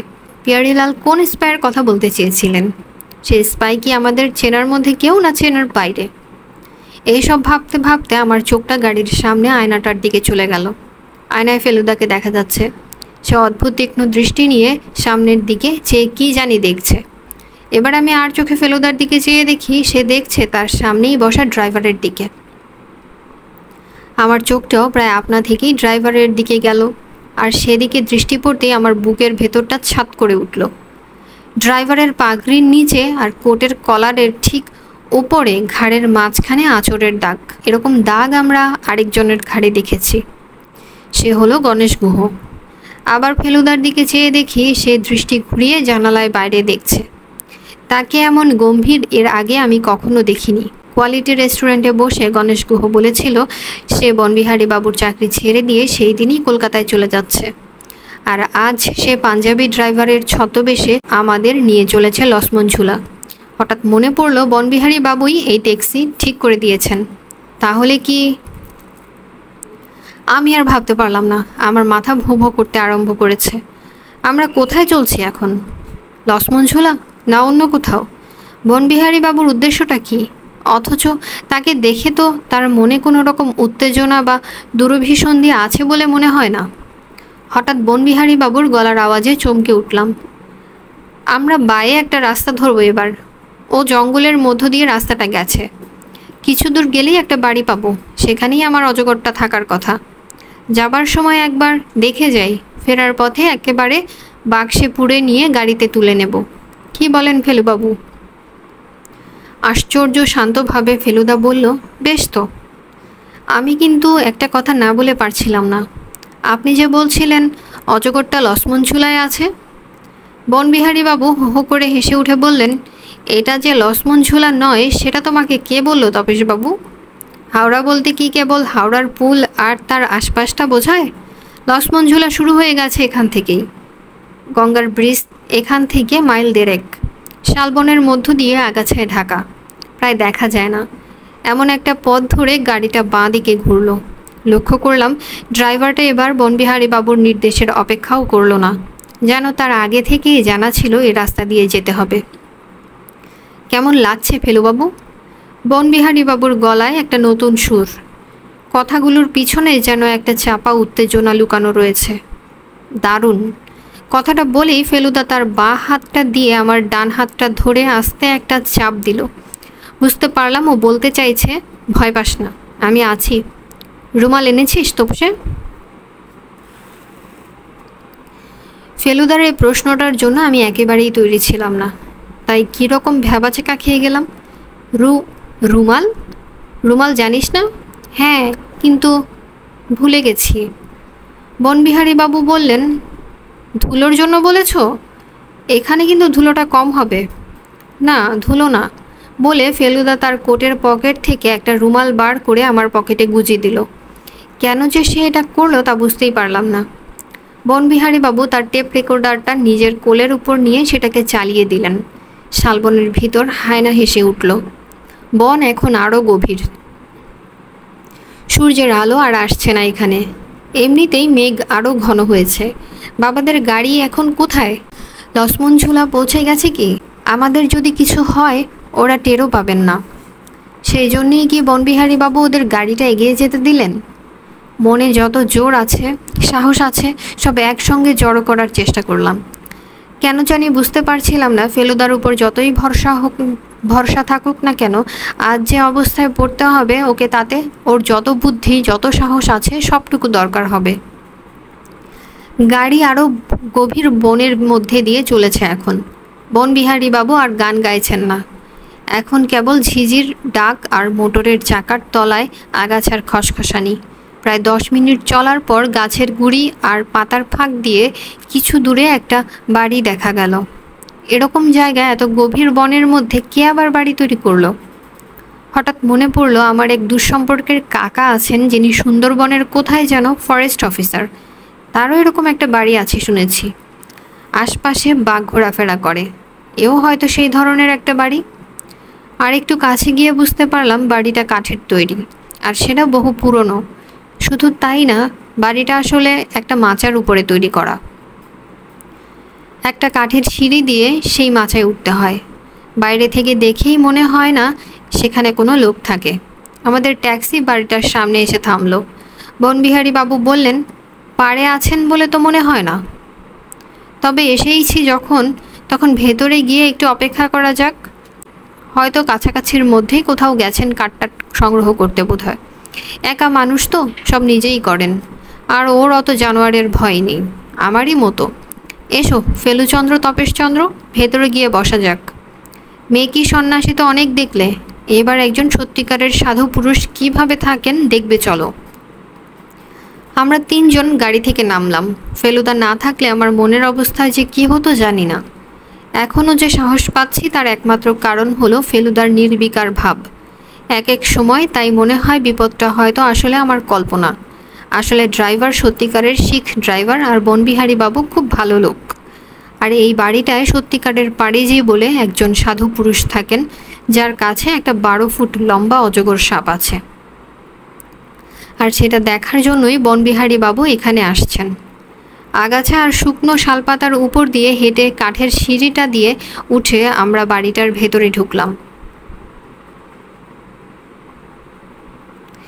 যে ঘরটায় ঢুকলাম সেটা সাইজে আমাদের ট্রেনের কামরার চেয়ে খুব বেশি বড় নয়। ঢোকার দরজা ছাড়াও আরও একটা দরজা আছে, সেটা দিয়ে পাশের আরেকটা ঘরে যাওয়া যায়। কিন্তু মনে হলো সে দরজাটা বাইরে থেকে বন্ধ। দুটো দরজার উল্টো দিকে দুটো ছোট্ট জানালাও রয়েছে। জানালা দিয়ে বাইরের শালবন দেখা যাচ্ছে। মাচাটার হাইট একটা মানুষের বেশি নয়। বনবিহারী বাবু কাঁধে ঝোলানো টেপ রেকর্ডার মাটিতে নামিয়ে রেখে বললেন, পাড়িজির কেমন সরল জীবনযাত্রা দেখেই বুঝতে পারছো। ঘরের মধ্যে একটা ভাঙা টেবিল, একটা হাতল ভাঙা বেঞ্চি আর একটা টিনের চেয়ার। ফেলুদার বেঞ্চিটার ওপর বসলো দেখে আমিও তার পাশে গিয়ে বসলাম। বনবিহারী বাবু তার পাইপে তামাক ভরে তাতে আগুন দিয়ে দেশলাইটা জানালা দিয়ে বাইরে ফেলে দিয়ে টিনের চেয়ারটা মজবুত কিনা হাত দিয়ে চেপে পরীক্ষা করে মুখ দিয়ে একটা আরামের শব্দ করে সেটার উপর বসলেন। তার পাইপটাতে একটা বিরাট টান দিয়ে ঘরটাকে প্রায় ধোঁয়ায় ভরিয়ে দিয়ে চাপা অথচ পরিষ্কার গলায় ভীষণ স্পষ্ট উচ্চারণে বললেন, তারপর ফেলুবাবু, আমার আংটিটা যে এবার ফেরত চাই। আপনার আংটি? বনবিহারী বাবুর কথাটা যে ফেলুদাকে বেশ অবাক করেছে সেটা বুঝতে পারলাম। বনবিহারী বাবু ঠোঁটের কোণে পাইপ আর একটা অল্প হাসি নিয়ে চুপ করে বসে রইলেন। বাইরে ঝিঝির শব্দ কমে এসেছে। ফেলুদা বলল, আর সে আংটি যে আমার কাছে রয়েছে তা আপনি কি করে জানলেন? বনবিহারী বাবু এবার কথা বললেন, অনুমান অনেক দিন থেকেই করছিলাম। বাইরের একটা লোক এসে ধীরুবাবুর শোবার ঘরের আলমারি খুলে তার থেকে আংটি বার করে নিয়ে যাবে, এটা প্রথম থেকেই কেমন যেন অবিশ্বাস্য লাগছিল। তবে তোমার উপর সন্দেহ গেলেও এতদিন প্রমাণ পাইনি, এখন পেয়েছি। কি প্রমাণ? বনবিহারী বাবু উত্তরে কিছু না বলে মেঝে থেকে টেপ রেকর্ডারটা কোলে তুলে নিয়ে ঢাকনা খুলে সুইচ টিপে দিলেন। যা শুনলাম তাতে আমার রক্ত জল হয়ে গেল। চাকা ঘুরছে, আর যন্ত্রটা থেকে আমার আর ফেলুদার গলার স্বর বেরোচ্ছে। ওটা আংটি ছিল, তাই না? তুই যখন জেনেই ফেলেছিস তখন আর তোর কাছে লুকানোর কোনো মানেই হয় না। আংটিটা আমার কাছেই রয়েছে সেই প্রথম দিন থেকেই। বনবিহারীবাবু খট করে রেকর্ডারের সুইচ বন্ধ করে দিলেন। তারপর বললেন, কাল রাত্রে তোমরা শোবার আগেই মাইক্রোফোনটা তোমাদের খাটিয়ার তলায় রেখে এসেছিলাম। অবশ্যই তোমরা যে ঠিক এই বিষয়ে কথাবার্তা বলবে সেটা আমার জানা ছিল না, কিন্তু যখনই বলেইছ তখন কি আর এই সুযোগ ছাড়া যায়? এর চেয়ে বেশি প্রমাণ কি দরকার আছে তোমার, ফেলুবাবু? কিন্তু আংটিটা আপনার, সে কথা আপনি বলছেন কি করে? বনবিহারীবাবু রেকর্ডারটা টেবিলের উপর রেখে দিয়ে পায়ের উপর পা তুলে চেয়ারে হেলান দিয়ে বললেন, 1948 সালে, অর্থাৎ আজ থেকে 18 বছর আগে, কলকাতার নৌলাখা কোম্পানি থেকে 2 লাখ টাকা দিয়ে আমি ও আংটিটা কিনি। পিয়ারিলালের সঙ্গে আমার আলাপ হয় তার কিছু পরেই। তার যে এসব জিনিসের শখ ছিল সেটা তিনি আমাকে বলেননি, কিন্তু আংটিটা আমি তাকে দেখিয়েছিলাম। দেখে তার চোখ মুখের অবস্থা যা হয়েছিল তাতেই আমার মনে একটা সন্দেহ জাগে। তার 2 দিন পরেই আংটিটা আমার বাড়ি থেকে লোপ পেয়ে যায়। পুলিশে খবর দেওয়া হয়েছিল, কিন্তু চোর ধরা পড়েনি। তারপর লখনৌ এসে বছর থাকার পর এই সেদিন শ্রীবাস্তবের কাছে আংটিটা দেখে জানতে পারি পিয়ারিলাল সেটা তাকে দিয়েছেন। পিয়ারিলাল ভাবেননি তিনি প্রথম অ্যাটাকটা থেকে বেঁচে উঠবেন, তাই মানে চোরাই মাল অন্যের হাতে চালান করে দিয়েছিলেন। কিন্তু তারপর তিনি সুস্থ হয়ে উঠলেন। আমি তার আরোগ্যের সুযোগ নিয়ে তার সঙ্গে দেখা করতে গেলাম। ভাবলাম তিনি যদি ব্যাপারটা স্বীকার করেন তাহলে শ্রীবাস্তবকে বললে তিনি নিশ্চয়ই আংটিটা দিয়ে দেবেন। শ্রীবাস্তবকে তার দরুন কিছু টাকাও দিতে রাজি ছিলাম আমি। কিন্তু আশ্চর্য কি জানো, পিয়ারিলাল চুরির ব্যাপারটা বেমালুম অস্বীকার করে গেলেন। বললেন আমার কাছে ওরকম আংটি উনি কোনোদিনও দেখেননি, অথচ সে আংটির রসিদ পর্যন্ত এখনও আমার কাছে আছে। এবার ফেলুদা কথা বলল, আর তার গলার স্বরে ভয়ের কোনো চিহ্ন মাত্র নেই।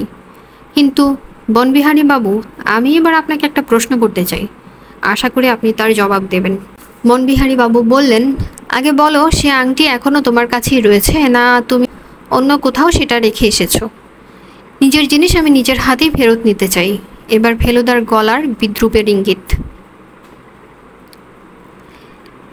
কিন্তু এতদিন তো অন্য লোক লাগিয়ে আংটি চুরির চেষ্টার ব্যাপারে এবং আমার পিছনে লাগার ব্যাপারে আপনার উৎসাহের কোনো অভাব দেখিনি।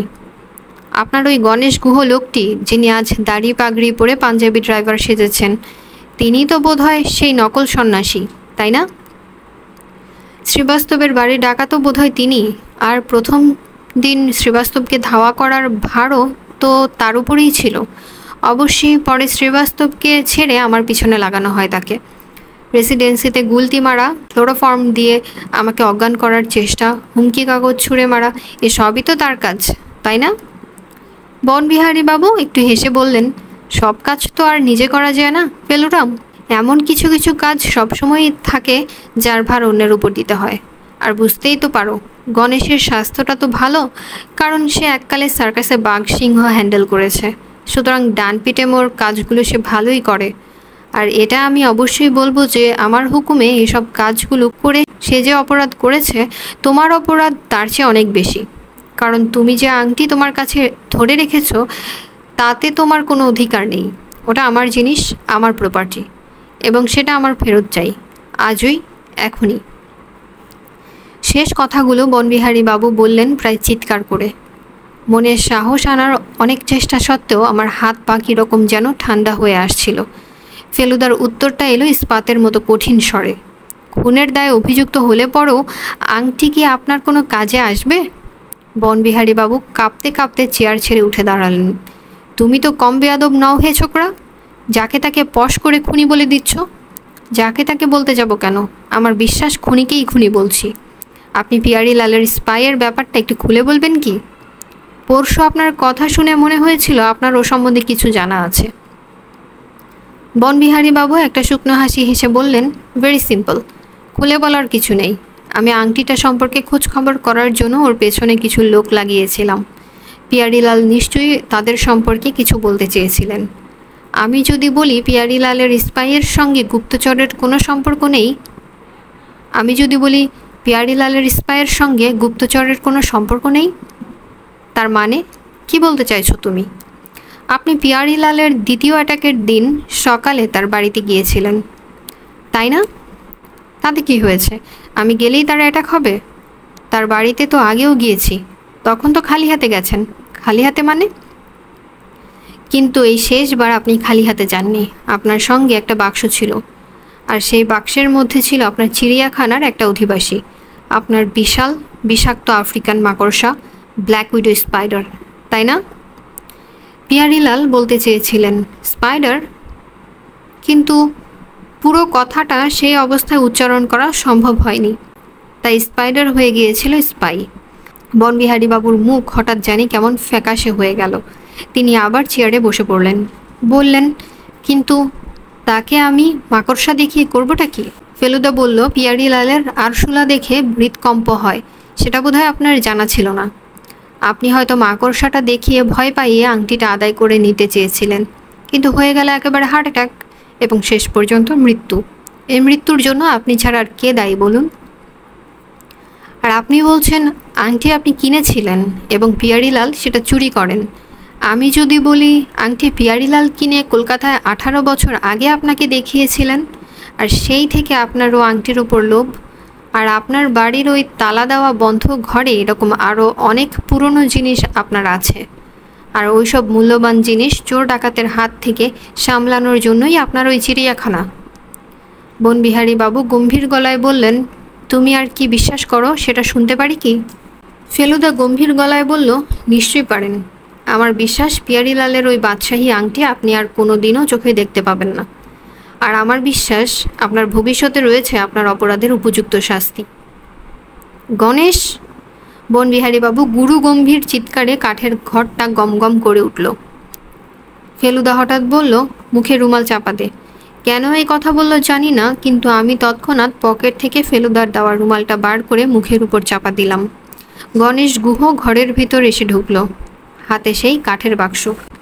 বনবিহারীবাবু দেখি টেপ রেকর্ডারটা নিয়ে দরজার দিকে পিছিয়ে যাচ্ছেন। ফেলুদা নিজের পকেট থেকে রুমাল বার করলো, আর তার সঙ্গে সেই মাজনের কৌটোটা, যাতে লেখা দশম সংস্কার চূর্ণ। গণেশ গুহ বাক্সটা মাটিতে রেখে ঢাকনাটা খুলে যেই পিছিয়ে যাবে, সেই মুহূর্তে ফেলুদা কৌটোটার ঢাকনা খুলে তার ভিতর থেকে এই খাবলা কি জানি গুঁড়ো তুলে নিয়ে গণেশ আর বনবিহারীবাবুর দিকে ছুরি দিয়ে নিজের মুখে রুমাল চাপা দিল। আর রুমালের ফাঁক দিয়ে সামান্য যে গন্ধ এলো তাতে বুঝলাম সেটা গোলমরিচ। সেই গোলমরিচের গুঁড়ো দুজনের চোখে নাকে ঢুকে ওদের কী অবস্থা হলো তা বলে বোঝাতে পারবো না। প্রথমে যন্ত্রণায় তাদের মুখ একেবারে বেঁকে গেল, তারপর একসঙ্গে দুজনের আরম্ভ হলো হাঁচি আর আর্তনাদ। বনবিহারীবাবু টলতে টলতে দরজার বাইরে গিয়ে সিঁড়ি দিয়ে গড়িয়ে একেবারে সোজা মাটিতে গিয়ে পড়লেন। গণেশ গুহরও প্রায় একই অবস্থা, তবু সে যাবার সময় কোনো রকমের দরজা টেনে বন্ধ করে আমাদের বন্দি করে দিয়ে গেল।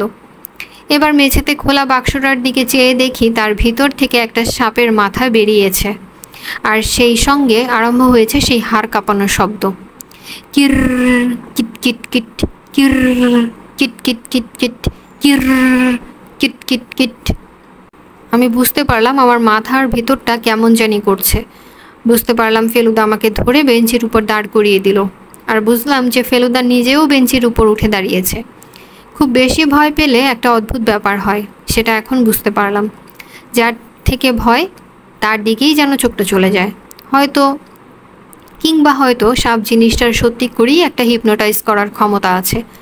মাথা ঝিমঝিম অবস্থাতেই স্পষ্ট দেখলাম র্যাটল স্নেকটা বাক্স থেকে বেরিয়ে ঝুমঝুমির মতো শব্দ করতে করতে এদিক ওদিক দেখে আমাদের দিকে চোখটা ফেরালো, আমাদের দিকে চেয়ে রইল, তারপর কাঠের মেঝের উপর দিয়ে দিয়ে এঁকে বেঁকে আমাদেরই বেঞ্চির দিকে প্রায় যেন আমাকে লক্ষ্য করেই এগোতে লাগলো।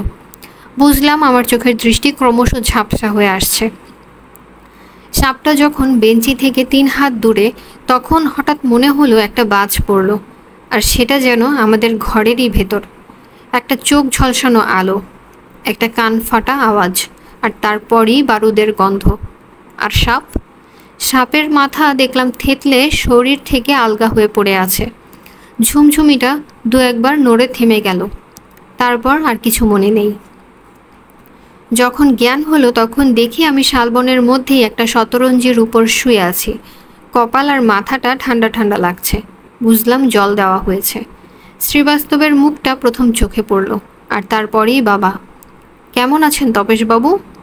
গলাটা শুনে চমকে উঠে পাশ ফিরে দেখি মহাবীর, কিন্তু গায়ে গেরুয়া পোশাক কেন? মহাবীর বলল, ট্রেনে বেরেলি পর্যন্ত একসঙ্গে এলাম, আর চিনতে পারলে না? দারুণ মেকআপ করে তো লোকটা, দাড়িওয়ালা অবস্থায় সত্যিই চিনতে পারিনি। আর তাছাড়া গলার আওয়াজ আর কথা বলার ঢংও বদলে ফেলেছিল। মহাবীর বলল, আমার রিভলভারের টিপ দেখলে তো? আসলে যেদিন ভুলভুলাইয়ায় দেখা হলো আর উনি বললেন আমাকে চেনেন না, সেদিন থেকেই বনবিহারী বাবুর উপর আমার সন্দেহ হয়েছিল। কারণ কলকাতায় উনি আমাদের বাড়ি অনেকবার এসেছেন, আমার সঙ্গে কথাও বলেছেন। একদিন বাবার সঙ্গে খুব কথা কাটাকাটি হয়েছিল ওই আংটিটা নিয়েই, সেটাও আমার কিছুদিন আগেই মনে পড়েছে। বাবা বললেন, তোদের দেরি দেখে লক্ষ্মণ ঝুলা থেকে গাড়ি ঘুরিয়ে শেষটায় টায়ারের দাগ দেখে বনের রাস্তাটা ধরে ভিতরে ঢুকেছি। মহাবীর বাবুই অবশ্যই গাড়ি ঘোরানোর কথা প্রথম বললেন। আর ওরা দুজন কোথায় গেলেন? গোলমরিচের ঝাঁজে খুব শাস্তি পেয়েছে। ফেলুর ব্রহ্মাস্ত্রের তুলনা নেই। ওরা এখন পুলিশের জিম্মায় আছে। পুলিশ কোত্থেকে এলো? সঙ্গেই তো ছিল বিলাসবাবু, তো আসলে ইন্সপেক্টর গড়গড়ি। কী আশ্চর্য, ওই হাত দেখিয়ে ভদ্রলোক ইন্সপেক্টর গড়গড়ি? এমন অদ্ভুতভাবে যে আংটির ঘটনাটা শেষ হবে তা ভাবতেই পারিনি। কিন্তু ফেলুদা কোথায়? ওর কথা মনে পড়তেই আমার চোখে একটা ঝিলিক মারা আলো এসে পড়ল। যেদিক থেকে আসছে সেদিকে তাকিয়ে দেখি ফেলুদা আঙ্গুলে আংটিটা পরে কিছু দূরে একটা খোলা জায়গায় দাঁড়িয়ে, গাছের পাতার ফাঁক দিয়ে এসে পড়া সূর্যের আলোটা আংটির হীরের উপর ফেলে সেটা রিফ্লেক্ট করে আমার চোখে ফেলছে।